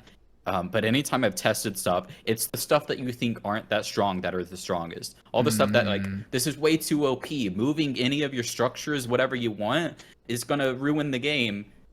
They're 5th out of 6th right now. For sure. For sure. Well, it sounds like they skipped leg day, is what I'm saying. Oh my god, dude! You never skip leg day, bro. They're playing every community game is. There's one team that's playing quietly and methodically. It's just like, we're not gonna make enemies, and we're just gonna passively try to win while everyone else yells at each other. Yeah, and they're playing that game this time. We'll see how it works out for them. With no one taking winning down at all. So yeah. Damn. Wild. No, but So, I mean, yeah, the winning, their biggest blessing, in my opinion, is they got to choose to, instead of their normal choose any level 0 starting technology, they could choose to instead start with Cruiser 2, but they have to destroy their starting carrier or something like that. Oh. interesting. So they did So that, and then they chose just to went go straight to Rex. Cruiser 2. Yeah. Yeah, and then their cruiser died in the gravity rift. Oh yeah. And I thought, oh shit, their game is over. Well, Yeah. good on them. They went for the risk and they didn't get it. Wow. Oh, that's so Then good. Through a bunch of shenanigans, I think with the Arbrek agent or something like that, they got a second unlocked cruiser out, and they tried again, and it worked. Wow. Oh, that's so Incredible. good. Oh my god, Incredible. that's so fucking funny though. Wow. Those riffs from Mechatol are dicey things, and I'm recently learned that Mantis real bad at riffs, as it turns out. Bit of a, I found his fucking one weakness in TI. Slap a riff between him and MR, he's gonna fail every time. He rolled That's six the only ones in a component row. in the game that's the only component in the game that you don't have to think, how will this help Mantis win? Yeah. I love that joke. I don't know if every that's still a time. meme in the SC. Oh, I just made that joke but not too long ago to Brassbird. Okay. Oh yeah. Because I haven't seen other people saying it as much, but I say it constantly. Yeah. Oh yeah, no, like How does when, this let Mantis win? in my franken When game this I'm past making Saturday. a deal with my neighbor, how does this help Mantis win? You have to ask yourself. I mean, I was like, he's like, well, now you get to experience being in a game with Brian, because I played with him on Sunday, and I was like, yeah, well, how does that help Mantis win? Because Mantis is in the game too. Yeah, Like, totally. how does Brian being in the game? It fucking killed I love me. games It was with Brian. So funny, dude. Oh, No, man. Brian's a delight, honestly. Like, I he's- mean, yeah. Brian, I love. He's one of my favorite He- people in the world. Yeah. He's consistently in the Unity games said, I don't want to play, I just want to post dog pictures. Yeah. And he does. And he does. He commits to the bit. Him and Yeah. I got that in common. We commit to the fucking bit. That's Oh, why we man. keep y'all around, for sure. Oh, So fuck me then, buddy. Yeah. the winning also introduced us to the other obvious difference, new thing with the game. There's an anti-Mechatol Rex on the board. Yes. Please enlighten us. A 6/1 planet with no traits, not legendary, with a anti-custodians token that costs 6 resources to invade the planet on top. That lets you purge one objective and all points scored on it. Yep. And scoring points is changed a little bit so that your tokens on points actually count as 1 point each instead of some abstract idea of having scored an objective. Yeah. Because the anti-Mechatol ability for Imperial was when you play Imperial, if you control anti-Mechatol, you can remove 1 point from each other player from one objective that you qualify for. Wow. Oh my god. And you don't score the point yourself. You're just removing points. Well, no, from that's a other people. Mechatol Yeah, ability. exactly. Yeah. Exactly. It's No, a I mean, plus that's- 1 to that's you. more It's still a powerful. +1 net But value. it's really a plus Totally. 5 to you if you think, because you're doing one from each other player, right? So it's kind of a plus 5 value. Yeah, really, you should just win when you do Yeah, it immediately. Yeah. Exactly. Have you tried just fucking winning with it? Wow. Uh, Anti-Mechatol. well, fine, Incredible. Yeah, and, I like that and a lot. as with all negative abilities, people are really careful about it. They're like, how can we, instead of hurting people, get people to pay us to not hurt them? Because hurting people feels bad. Sure. Which Sorting is how people I on was the other expecting hand. it to go. Yeah. Just in general, Mentak's a bad faction. They have a bad ability that doesn't deserve to be in the game. And any abilities like it are bad. Okay. And he's Okay. out. And he's No, it's out. fine. He's the guest. He's the guest. He can say what he wants. It's okay. Look, No, it's fine. I have. You know I what, have buddy? I have a verbatim quote from Dane saying that pillage was a mistake. Oh, I know. I have that same wow. quote. I have it Yeah. screenshotted. Yeah. Yep. I'm saying I know exactly where you got it. Oh man, I screenshotted that and sent it to my local play group, and I was like, well, Yep. Well, pack it up. I kind of folks. agree with them, Pack it but up. I love to play it. Yep. Hilarious. It's like Zeth in sidereal compliments. There's just it's a man. fun idea that makes the game worse. Are the Zeth the ones with the Which Stealing. one's Zeth again? Okay, yeah. Quantum ones that played that the steal? one time I played him. Oh, It was real word. weird. It was real They're weird. the purple ones That's that no right. one ever lets you play Yeah. because they make the game worse. Yeah. No, they weren't in the game at all. Never mind. I'm getting them confused with something else. But people kept bitching about them even though they weren't in the game. Exactly. Really funny. It's that bad. Yeah. It's that bad. So Wekker, I am curious. You had mentioned that you have other homebrew projects and stuff that you're working on. So this one, Game 6, how much of that is incorporating stuff that is previously put together, or is this like you just free jazzing and laying down track in front of the train as it's fucking barreling along? Like, so I really early on, I have many folders filled with homebrew stuff, both just like previously done stuff, previously tested stuff, random ideas I had that I'm not sure if I want to do stuff, things like that. And I was like, maybe I'll incorporate some of these. And then I haven't. oh, okay. I have nothing in this game has been something I had previously done at all. Wow. It's used all the templates and stuff I've made before. I have sure. dozens and dozens of component templates that I've made for things. But none of these abilities are verbatim something I've already made. Now, some of them are like based on other ideas. Oh, sure, sure. That is so incredible because you have so many unique components. Like, I mean, like, we're talking relics. We're talking action cards. We're talking the unique wormhole tokens. We're talking, I mean, whole faction sheet things, technologies, whatever. It's like... I mean, they don't seem unrealistic either and, like, totally fucking busted. Like, honestly. Mm-hmm. You know, so... Well, I mean, like, I know balance isn't the thing here, but you know what I'm saying. Yeah. When you've just done a mess with components and rules and done so much homebrew like I have at this point, I mean, it's been when did TI4 come out? Like 5 years of home brewing and things like that. And being in the thick of it as every new better template was made, either being a part of making it or jumping straight onto it and messing around with it. You just get a really good feel for it. Like the factions, they were completely riffed at the time in which I created the names. I created the names, sent the names out, and I sat down with the names and with like maybe 30 minutes for each faction, sat down with the name and that like one line I had said, and been like, okay, this is what that faction's going to be doing. And that's also why some of the factions have some really busted combinations we've not seen yet. Necro, the Mex Bros, they have their cool mechs, and they have a unique Valifar, a simulator that instead of copying a technology, copies the abilities of a unit onto their mech. Oh, that's fucked up. And so currently, that's really their mechs have a Space Docks production unit. Copied from L1. Wow. Yeah. Their mechs are space docks? Yeah. What? Yeah. But they're not structures yet. Yeah. Okay. Yeah. But that I landed on the Gundam idea, because that the idea was, I did the faction sheet first and then the Valifar change, and then I was like, I'm gonna really lean into the mechs here. Yeah. With other factions, I tried to stay a bit more general. I did a bunch of different stuff, that little sprinkles.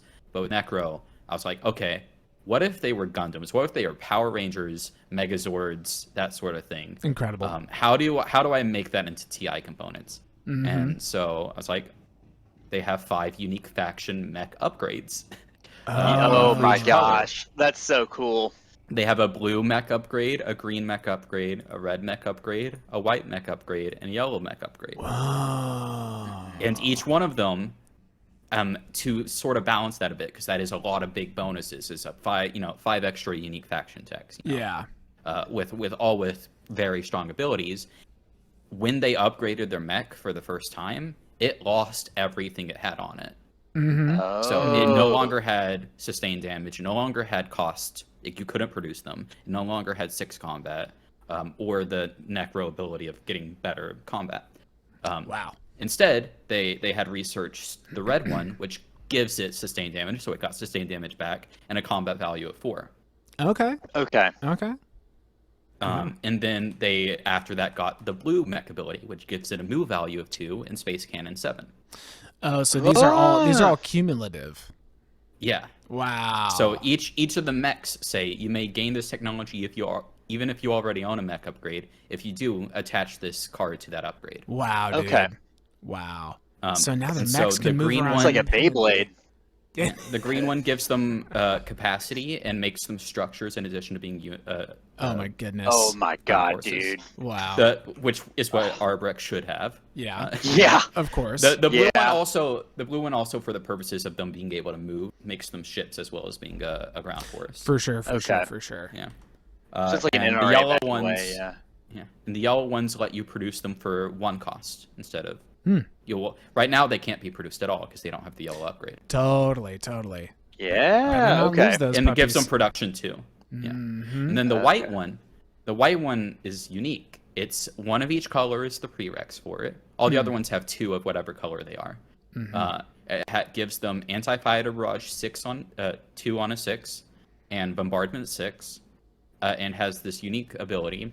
If you own this technology and each other mech upgrade technology, when you would research a technology, you may gain any technology. Whoa. Okay. So All right. once they assemble this Megazord, once they get the Infinity Gauntlet, their faction nerf of not being able to research technologies is not only gone, but when they research the technology, they don't care for any prerequisites at all. Yeah. Yeah. That's super cool. Yeah. Now, that said, Inheritance systems get out It's of here. really expensive. That's Oh, shit. 5 unit upgrades that they cannot copy from people. They have to research on their own. So they have a commander that says when you would research a technology, you may gain, you may research a unit upgrade technology, and your faction ability doesn't stop you from researching this. Yeah. So they had to unlock their commander before they could even get started on the mechs. Wow. And then they still had to meet the unit prerequisites for the mechs, the colors. Yeah, and they had to acquire that from Tricky. So and this is tech timing has this to is work like a out solid with that. Oh yeah. And the commander requires 2 techs to start with. So this is like a 8 or 9 tech deep thing to get to the white ability of being able to gain any tech. Totally. It's balanced just in being forced to be really slow like that. Wow. But yeah. That's very fun. That feels right. That feels very balanced. But as I said, I made their sheet before I thought of any of those ideas. And when I was just adding things to their sheet, I couldn't really think of what I was going to give them just on their base sheet. So everything's the same, except their flagship has an extra little bit of text right underneath all of it that says, your mech's chosen to participate in space combat, roll 2 die instead of 1. Which seems like an okay flagship ability, like a slight buff. But then you look back at their red mech, which makes their mechs hit on a 4. Yeah. Then they got and all of a this other sudden, business you going have on. War Sun mechs. Yeah. That's so dope. That's so nasty, dude. Wow. Oh man. Yeah, they needed to be eaten early. Now I'm feeling sad. You can't let them get to that point. Jesus Christ. Yeah. Well, I'll tell you which they didn't one. get eaten early. I'll tell you which faction I still cannot wrap my head around at all is the Mahawked one. Cannot figure. They're pretty it out, simple. Dude. Really? Really? So oh god, dude, we didn't say, we were everyone's- joking about everyone's coming on here and confused calling by us them. stupid. Yeah. Everyone's confused by them, but they are very simple. Yeah. But they are the ones I've had to make the most rulings on because people just it feels like it breaks the game. Yeah. But it doesn't. It just feels like it. Yeah. So they Well, got can you explain like where Frox and Brass, like what's going on with it then? yeah. We're So 5-year-olds. base ability changes. They got 2 main ones, and they're really the only changes they have. The first one is Edict is changed so that instead of gaining people's command tokens from winning a combat against them, they are traded from either player's reinforcements into the other player's fleet pool, and you can trade your own tokens to someone else. Okay. And then there's no limit on that. It's a player regulated thing. It's how strong do you have to agree to the transaction. So how strong are you willing to make a Mahawk, or how strong is Mahawk willing to make you in exchange for getting your commander? Because this still, gives them your commander ability. Yeah. And then Hubris is changed completely so that they still have their alliance promissory note and could sell it. And now instead, they start with captured infantry from each faction, and if they lose combat to someone, they have to return a lot of those infantry, and their infantry are changed to producing the number of captured infantry they have whenever you produce those infantry. Oh. But they have to return any infantry up to the amount they produce. So if they produce 6 infantry, they have to return 6 units from their captured infantry pool. Yeah. Interesting. And those infantry can also be traded during transactions. That was one of the live rulings to make things a bit easier for them, because originally they would have to only be able to gain infantry from combat.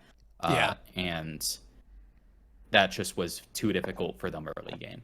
Mm-hmm. Yeah, that's fair. It's honestly fair. It's just something that you're like, this is a good way to balance it. Is they'll never get too many extra infantry because they have to fight for them. But then when you actually play the early part that you weren't thinking about, you're like, oh, but also they're limited to only 4 total infantry right now. So how are they ever gonna? Well, like mechs, but yeah. Well, I think the part that really makes it feel like it's broken is the fucking token into the fleet supply transaction thing, you know? Yeah. Like, whoa. Yeah. Like, I think you're willing to give your opponent that huge bonus, do it. It's all on you. It's your choice. Well, and I think, I mean, if you think about it this way, like a lot of the time when I see Mahawk played anyways, like you're either spending a token to go get their token or they're spending a token to come into you. So why not just like save everyone some fucking time and swap them, if even. Like, let's cut the middleman out. Let's everyone can be happy. And here's the other part that I think the winning have run into once, probably because they own Mechatol. When you give them one of your tokens, that's no longer a token you can put into your non-fleet pools. Yeah, no, totally. So, it reduces your total number. They have 3 or 4 of the winnings tokens right now, and so the winning have been restrictive in how many tokens they can actually put into their fleet pool is great and all. It's really good to have a big fleet pool, but also, can't do anything with it. You need tactics tokens still. Yeah, totally. You can't be too loosey-goosey about giving your tokens away because you'll run out of being able to actually do stuff. I really like that, like the complexity of the decision there, actually. Because you don't realize like the give and takes there until you run into that situation, right? Yeah, it's all fun and games until someone pops diplomacy when you have no tokens in your reinforcements, and then you have to take one out of your command sheet. Like every time I've caught someone with that, and it's like, oh, you don't have any tokens left, you have to take it off your command sheet. They're like so angry and so shocked. They're like, what the fuck? This bullshit, man. No, like, take it out my command sheet. Why, bro? People were very, I'm not sure I want to give people tokens, which is good. They should be very, very unsure about it. But to make it a little bit easier, Mahawk do have a different promissory note, which says, at the start of the strategy phase, deploy 1 infantry on each planet you control, up to the number of infantry that Mahawk has captured from you. Okay. And Mahawk's captured infantry are very specifically not tokens. They are your plastic pieces. So if you give them 6, you only have 6 stacks you can have on the board. Wow. Totally. And so, that, feels big, but this one's at least, there's some benefit to them having a lot of your infantry. If you can't get them back for whatever reason, you can at least get some value from it if you get them to give you their promissory note. Wow. But there's a second part to it. If one of your command tokens is in Mahawk's fleet pool, you deploy 2 for each of those infantry rather than 1. That's straight nasty, yo. I like that, though. Actually, the winning... You could create some, like, fucking... Parasite, like a Remora and an octopus situation there. Anyways, and they have the winning and Mahawk are married right now. Oh God, it happened all game. And the winning they've really devoted to a plan of less wide and more tall. Classic big fleets on fewer planets, that sort of thing. They only need the 2, right? Well, the 3 in this game. Oh, the 3 exactly. Yeah. Wow. So they love this because they're like, okay, take 6 of my plastic pieces. I only need 6. I only have 6 planets or whatever. I'll place 12 infantry every round. Oh my God, for free. Dude. Yeah. Oh my God, dude. Now, it's not actually for free because, even though they're married, they're still going to make a deal about it. But, it's a huge boon. And it's also the sort of thing of, like, it's another tradable thing of, like, everyone involved in this transaction can see how big of a value this is. So it's not like it's going to be breaking the game and ruining the economy, because they're going to get paid for it. Yeah. You know? Yeah, absolutely. Man, that's been a mentality with a lot of these things, is the stronger things are things that have to be traded away, or you can't use yourself, or things like that. Yeah. And so they self-regulate. Sure. Yeah. Man, who is going to stop the winning, dude? Who is going to Well, you can't stop that train, I think. I'm not sure. I try to keep no eyes on anything that's being said, besides making sure that people aren't getting rules wrong. And by that, I mean, I'm very lazy. I'm not going to read your 50 posts that you sent in another team's secret channel. That sort of thing. But I am going to scan it and make sure that the rules aren't incorrect. I honestly do not know whatever plans are being made for any teams, besides when they need a rule corrected, or they got something wrong and I have to tell them, no, you can't do that, sorry, or something like that. Totally. Yeah. So I don't know who's going to stop the winning. I don't know how. Maybe they're already stopped. I don't know. Signal jamming. It's happening. Well, so most recently, Kaylee, your team, has uprisinged anti-Mechatol Rex. Which is a huge value. 6 trade goods. That's exhaust Mechatol, anti-Mechatol. Fucking tight, yo. Yeah. And it's a fun interaction that can be done base game on Mechatol Rex. Wow. If you don't want someone getting their 2 tokens for Mechatol Rex, you can uprising it. Wow. Just no one ever does, because it's only 1 trade good value. For sure. So people forgot that you could, and so everyone was like, wait, what's the text on that card? Can you target Mechatol? Can you target? So good. Because in general in this game, anything that applies to Mechatol also is restricted from Mechatol Rex, that sort of thing. Totally. Yeah. Wow. So, hold on. We talked about anti-Mechatol, but you didn't talk about the decree phase. Yeah, because apparently our decree got for a while. Decree phase. So, Mechatol Rex lets you start agenda phase, which is wild and fun, but it's a little stale. Everyone knows what Extra's gonna choose, because they're just gonna decide which agenda wins, etc., etc. I don't have much influence because I like eating people, so I don't care that much. We need an anti-agenda phase from anti-Mechatol Rex. My fucking god, dude. That's so good. So I started with a true anti-agenda phase idea. What is the farthest from a super above-the-table, heady transaction influence-based thing you can do? And it's the game Diplomacy from like 1960s. Yeah. Straight up. Earlier. Yeah. Oh, yeah. This is great, because we were just talking about Diplomacy on the last episode. We were, yeah. So it's an abridged version of that game. No randomness. Your starting infantry or starting units are just purely based on how many planets you control. So it's not resource based or anything. It's literally how much of the galaxy do you control. That's how how strong you start this phase in. And it takes place on the Rex Final Days of an Empire game board. Oh, yeah, okay. Super tight. That's super cool. Because I was looking at that, and I was like, the connections here aren't actually that bad for a diplomacy board. Yeah. There's a few good choke points. There's a few spots that are just widely like super easy to attack. Super vulnerable. I think it works pretty well.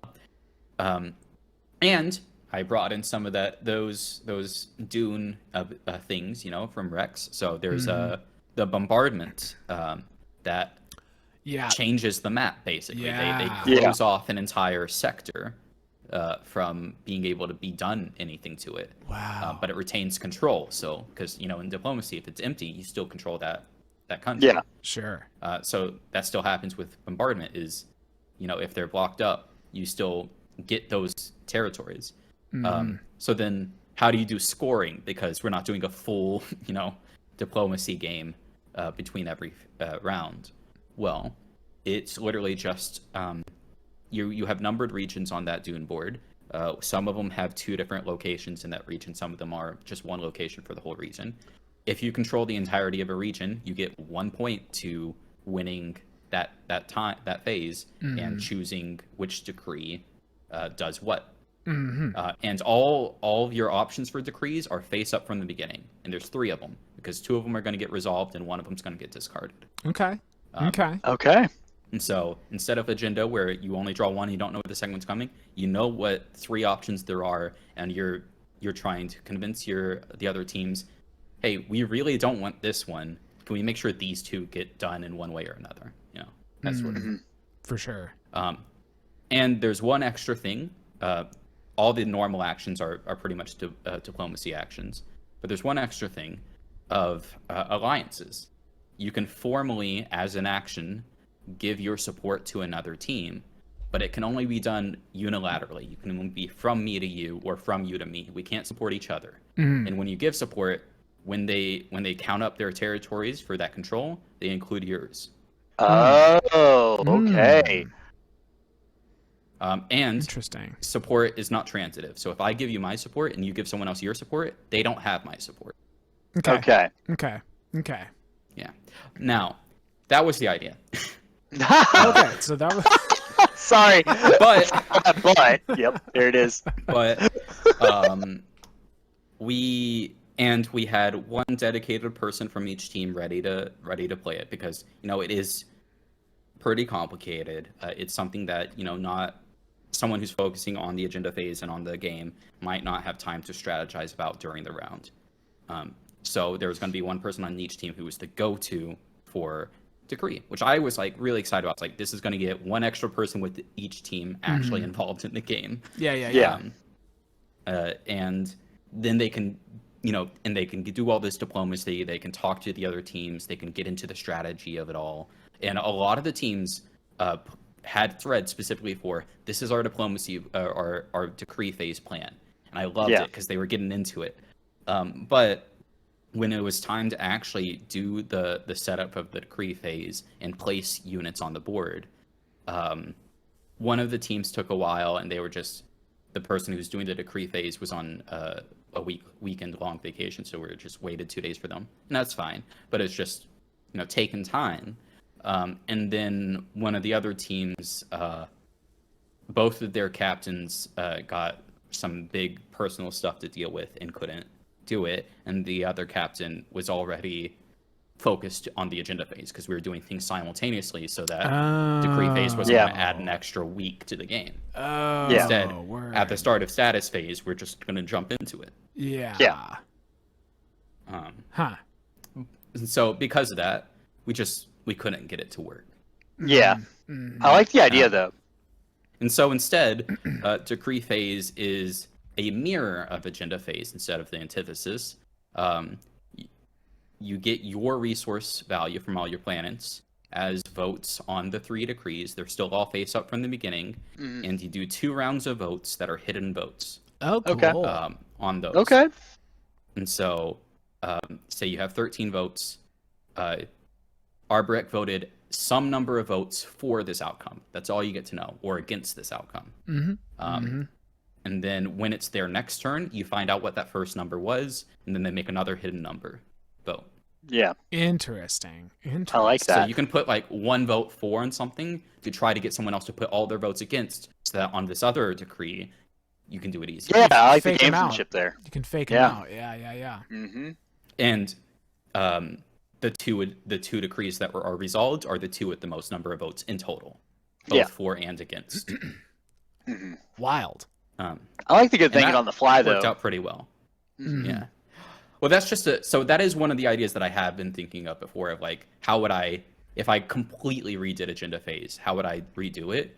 I think that sort of simultaneous voting on multiple things, whether it's on 2 agendas with your normal votes in hidden ways, would be a very interesting way to do it.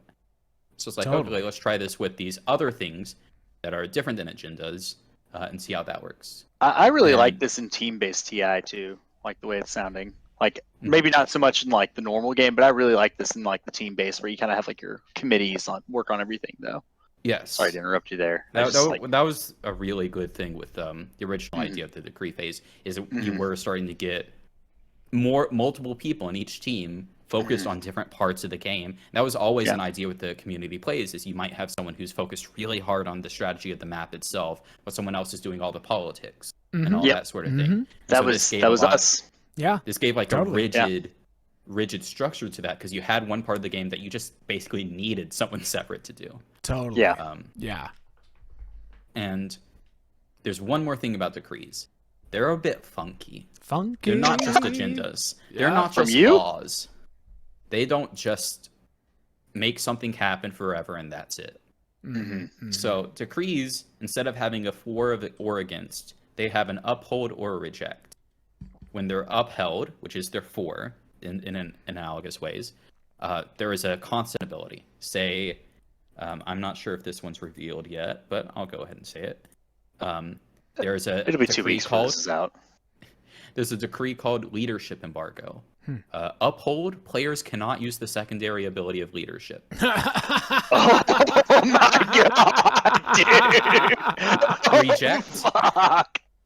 The reject. Each player must return any other player's tokens in their command pools to reinforcements. If they cannot return any, they must return 2 of their own. Wow. Oh. So this reject was made specifically with Mohawked in mind. Yeah. Totally.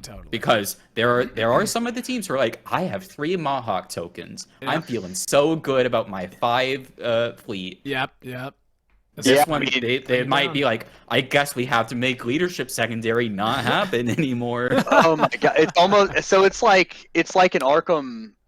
It's like Arkham personal weaknesses. Like each faction could have like their own decree you have to put in the game if they're in the game and shuffle it in or something.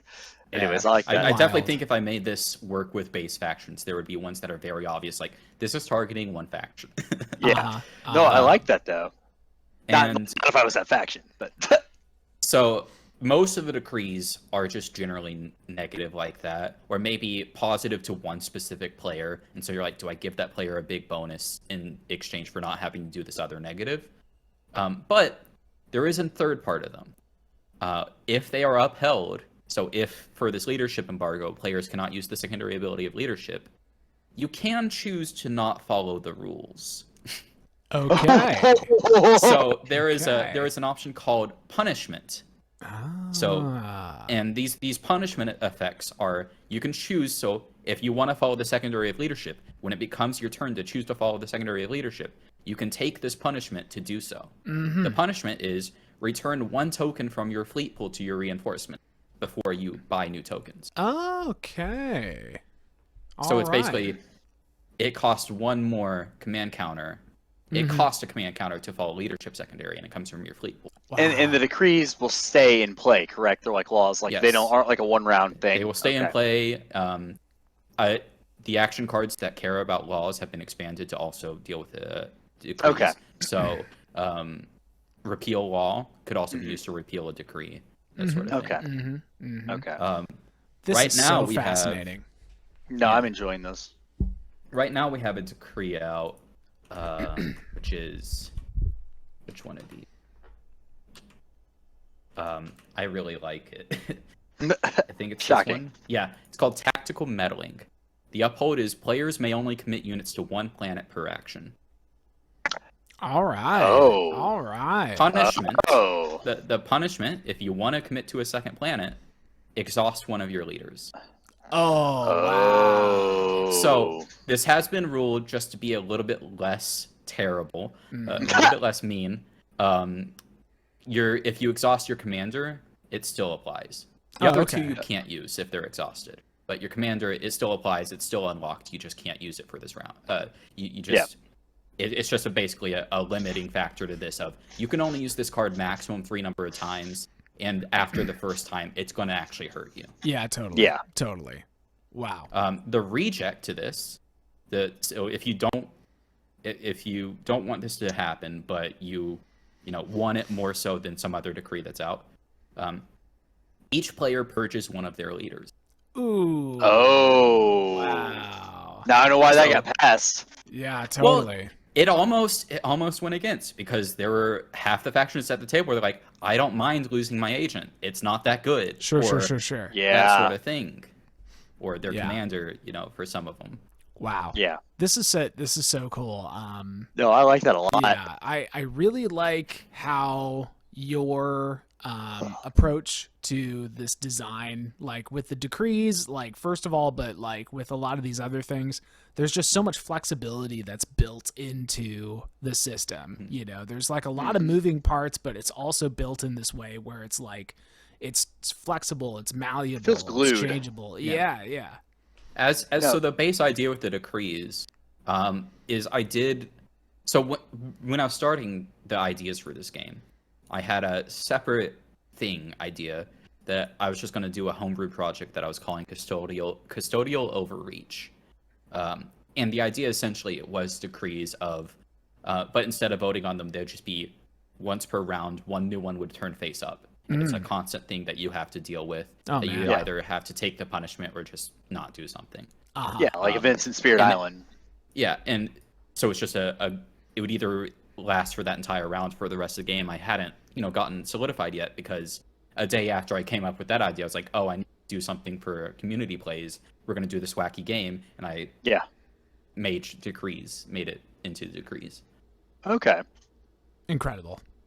And so, I do have all of these other homebrew projects, and there's a lot of structural idea that transfers. A lot of, figuring out this sort of thing works really well with making players interact with each other, because that's a thing I really, really like with homebrew, is focusing on making players interact, or incentivizing them to. Yeah. Without slowing the game down. Yeah. Which I feel like you've done a really good job, listening to a lot of... well, especially the Mahawked one, right? I thought that was an ingenious way to, create the what's the word that Root uses? I can't think of. I used to say it all the freaking entanglement. time. Entanglement creates that entanglement. Mm-hmm. Entanglement. You're creating that, like the anti-mechatol. There's a lot of push-pull in your mechanics. And I feel like there's a coherent vision with what you're going for, which makes it a lot easier to understand. Yeah. I feel now that it's been told to me and I'm not coming in media res. I feel less dumb now somehow, Oh, buddy. Oh, buddy. Oh, I swear this game would be operating complete without a hitch with 1,000 more interested active players if every single game started, instead of just doing text posts of this is the next game, of everyone getting into a Discord call and me explaining the base idea of the game. Honestly. I mean, next time, we could try it. That's what I'm saying. I mean, honestly, we could do a little, kind of like this, Yeah. Oh, for real. Yeah. For real. There's another mechanic. Oh, yeah. I'm pretty sure neither of you have actively engaged with. Definitely not. So this game started before the New Year's. Mm-hmm. It started end of November around about. And so there was a holiday. There was a Christmas in that middle ground. Oh, yes. And that just happened to land right between rounds. It was great for everyone. Everyone took a break for Christmas, didn't have to think about the community game. But one of the factions that didn't get chosen was called the Holiday Wreath. They were the Cabal. Yeah. Oh my God. Faction. They were gonna charge around the galaxy, spreading gifts and maybe eating you a little along the way. Dumping some cookies on their way through your living room. Exactly. They like milk and cookies and fresh blood. Yeah. Love it. And so they visited the galaxy, and they spread 18 gift tokens across the board. Incredible. And these tokens are like Frontier tokens, but can be in any system. But they just live in the space area. And if you own Scanlink or DET to make them more accessible, at the end of your turn, if a system that you ended an action in has a gift token, you may either, before looking at what the token is, keep it for yourself, or the give greedy it. option, Yeah. or give it away, the nice option. There are 16 good gifts, happy gifts that are good for the girls and boys. And there are 2 lumps of coal. Oh, yeah. I will say 100%. I did randomly place these. Some of the things in the game I have nudged, like the actual effect of, or something like that. Sure. Just because I was like, oh wait, this is about to be completely unbalanced. I can't let them have this relic or this thing. Yeah. It's like, well, I mean, and so you're the script writer anyways. Yeah.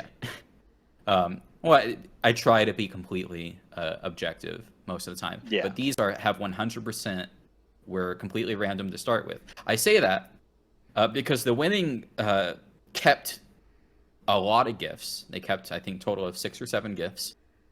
And they kept both of the lumps of coal. Justice in the galaxy. Oh my god, Justice. that's so good. And it was a very funny thing, but it's also like, yeah, you're definitely the one getting these the most. It's going to be the most likely that you run into them. Sure. Yeah. So what these gifts, what happened to them with the coal? Well, I'm going to start with the good things that these gifts can be. Totally. Okay. So these gifts, in general, will give you a base component from another faction.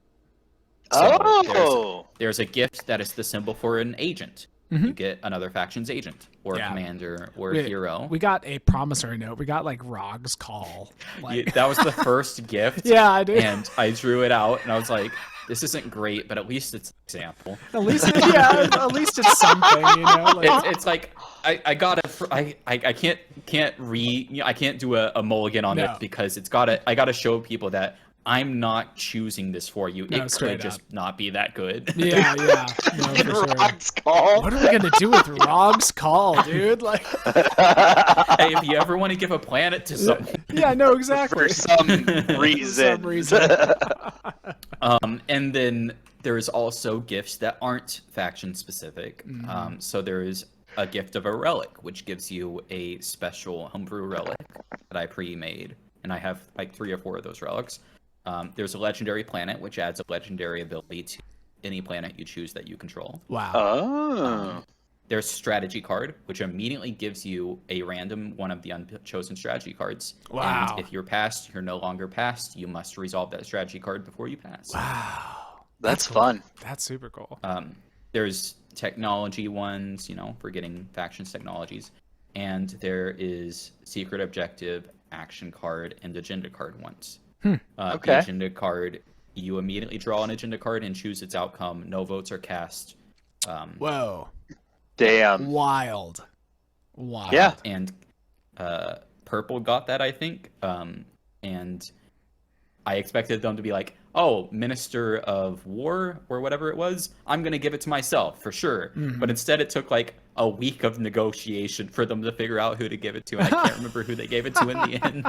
Oh my god, dude. Wow. Oh my goodness. It brought a lot more interaction than I was expecting. Totally. My favorite one so far, just because I think it's really funny and not because it's like super cool, is the gift of commodities, where you get one of the franken commodity tokens and just place it next to your commodity value. It's a separate commodity pool that you replenish whenever you replenish your commodities. Oh my god. God. It's essentially a plus X equal to that value. Totally. Yeah. But it is visually separate. Whenever you gain commodities, it goes to a different pool. Oh my god. It just makes me happy. Richer than God is what So Necro currently has an effective commodity value of 7.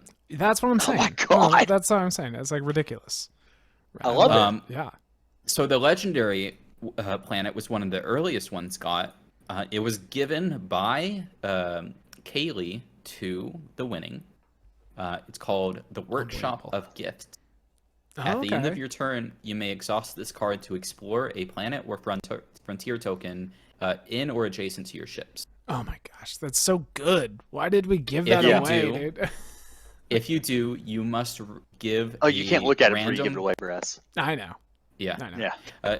If you do, you must give a random positive gift from the gifts that have already been revealed to another player. Oh, interesting. So this recycles the gift tokens that have already been looked at. Yeah. And so they do get this good value of like a frontier explorer, which could be a secret objective or a lot of command tokens or that sort of thing. But they have to give someone else a gift that could be a lot better. Spreading holiday cheer. Yeah. Wow. Incredible. And that's great. The other legendary planet that we've gotten so far from this is called the Summoning Mantle. Wow. At the end of your turn, you may exhaust this card and destroy and purge this planet to draw 1 relic. The Stellar Convert. Then attach this card to a non-home planet other than Mechatol Rex owned by another player. Oh, so you can just keep the party going and eventually destroy so it's stellar all converter. the planets. It's stellar converter, but only on your own planet. Yeah. It can't be a homeworld, can it? It cannot be a homeworld. Oh, damn.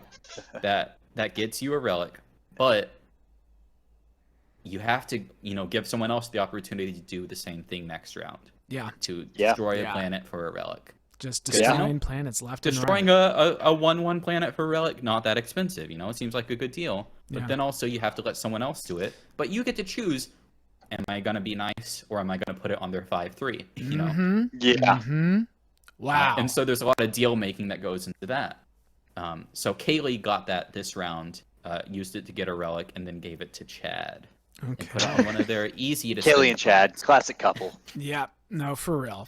I mean, we recognize that right off the bat. It's like, you're the only two factions that haven't swapped supports yet. You're still going steady, but you're not married. We're the prom. Well, I mean, she's a modern woman. Prom king, prom queen, Chad and Kaylee.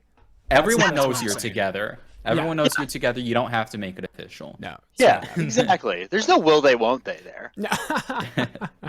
Oh, man. Wow. So before we get into the end of the interview here, I want to make sure that we have a whole public service announcement and talk about the new hotness, Meme City, A New Hope. So we have to talk about this. Meme City has been in the works for a while. Oh, for sure, for sure. It's not brand new. I approached Matt about 2 months ago. Oh, wow. Being like, hey, Discord has this new feature with its weird forum channels where you can put them in gallery mode, which is explicitly made to present images in a tile format to see, like a meme gallery. And this forum system, you can put tags on things. So you can let people decide, I only want to see the leader gain memes. I only want to see Twilight Imperium memes. And we could have a tag for the pinned post. Because if you've ever stepped into meme channel and looked at the pinned post, went to the bottom, been like, why is this a post full of links to other posts with 50 memes in it? I don't get it. I thought there was no text post. Well, that's no longer an issue because with the Guac Point meme tag, these pinned memes, whenever we have ones good enough, we can have an infinite number of them, as many as we can have posts in the channel. Yes. I love that. Yes, the future is bright. I mean, to any memers that are having a hard time getting into the new channel, I will say that it's just different. You got to figure out how it's different and everything, and you got to make sure to not mess around with the text post thing because Froggy will smack you down.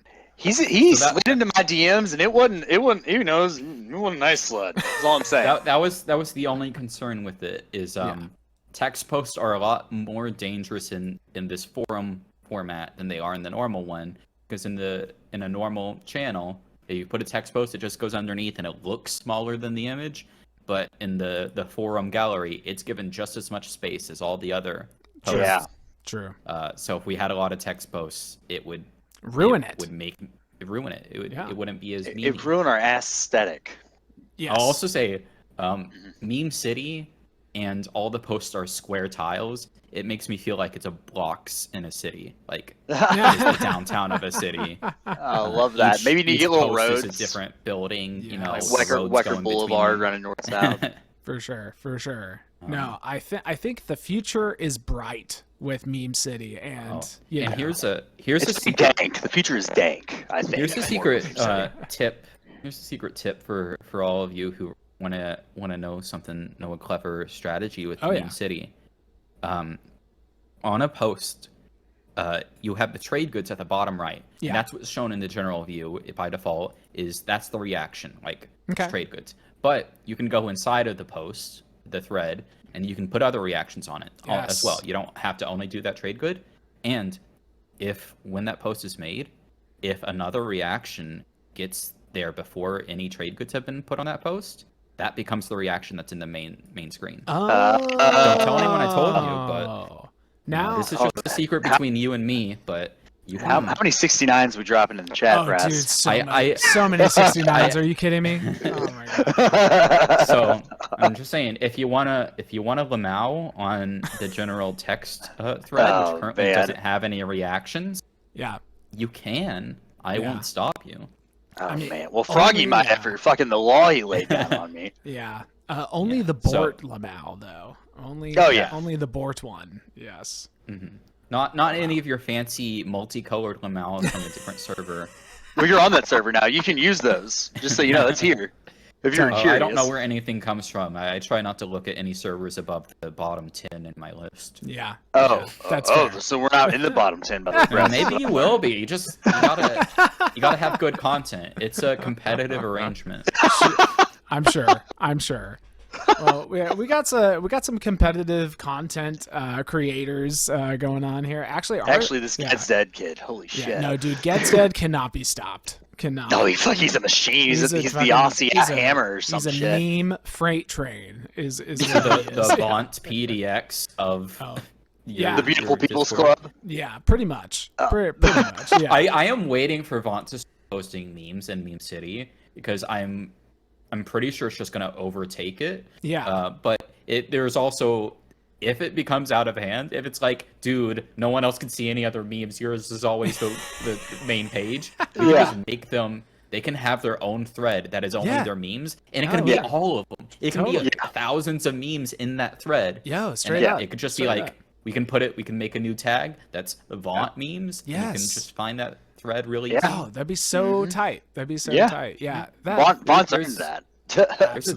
There's a ton more you can do with these. So I was I'm excited for curious, it. How do you create more tags and all that kind of stuff? Like, is that a new thing? Yeah, people don't like moderators need to make a tag. So if you think we should add a tag, just tell me. You know, send me a message. Don't send me a message. At me in the text post. There's a dedicated text thread post. Yeah. In Meme City. At me in that one. Tell me you need this tag for this reason, and if it's not dumb, I'll add it. Wait a second. Hold on. There's a maximum of 20 tags we can have. So okay. Gotta be a little bit conservative with it, but we only have like 7 right now. So yeah, and I do think instead of like a pin post, call it like the Hall of Fame or something like that. Anyway, right now it's Guac Point meme. Guac Point meme. We just don't have any yet. Do you like the Guac None Point of you meme? have been good enough at memes yet. Do better. Damn. Fuck, Dad. God, I get enough of this at home. Not getting it on my fucking podcast. Actually, I am right now adding that tag to the one meme I think deserves it. Guac Point meme. I love it. Incredible. Well, yeah. Wekker, man, this has been an absolute fucking blast. I learned a lot of cool concepts about the community game. I'm gonna try to re-engage, but I don't want to rock the boat on my team. Oh no, rock the boat. Community games should be a stormy sea. That's what I'm saying, man. That's what I've been calm sailing. But dude, I don't know if it's Adrian off. Who am I gonna post Undertaker memes with? Come on now. He's appreciated all of them.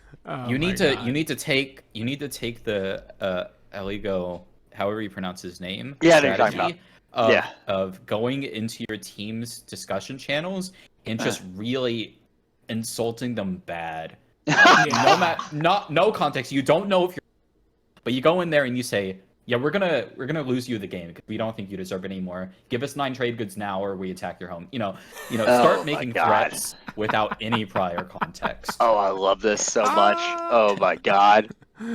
He has somehow gone from that meme I'm making threats to everyone to legitimately being one of the captaining, like actually steering the boat captains of his team. And he's doing great. I'm loving it.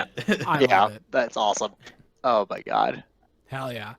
Yeah, this has been a blast, yo. Really appreciate you joining us, and seriously, would love to have you back on sometime. Maybe next time you got kind of this kind of project going, maybe we do have you on so we can link something to your people so they can watch it and learn. You know, we'll have the learn to play video. Yeah, like we did with the fantasy.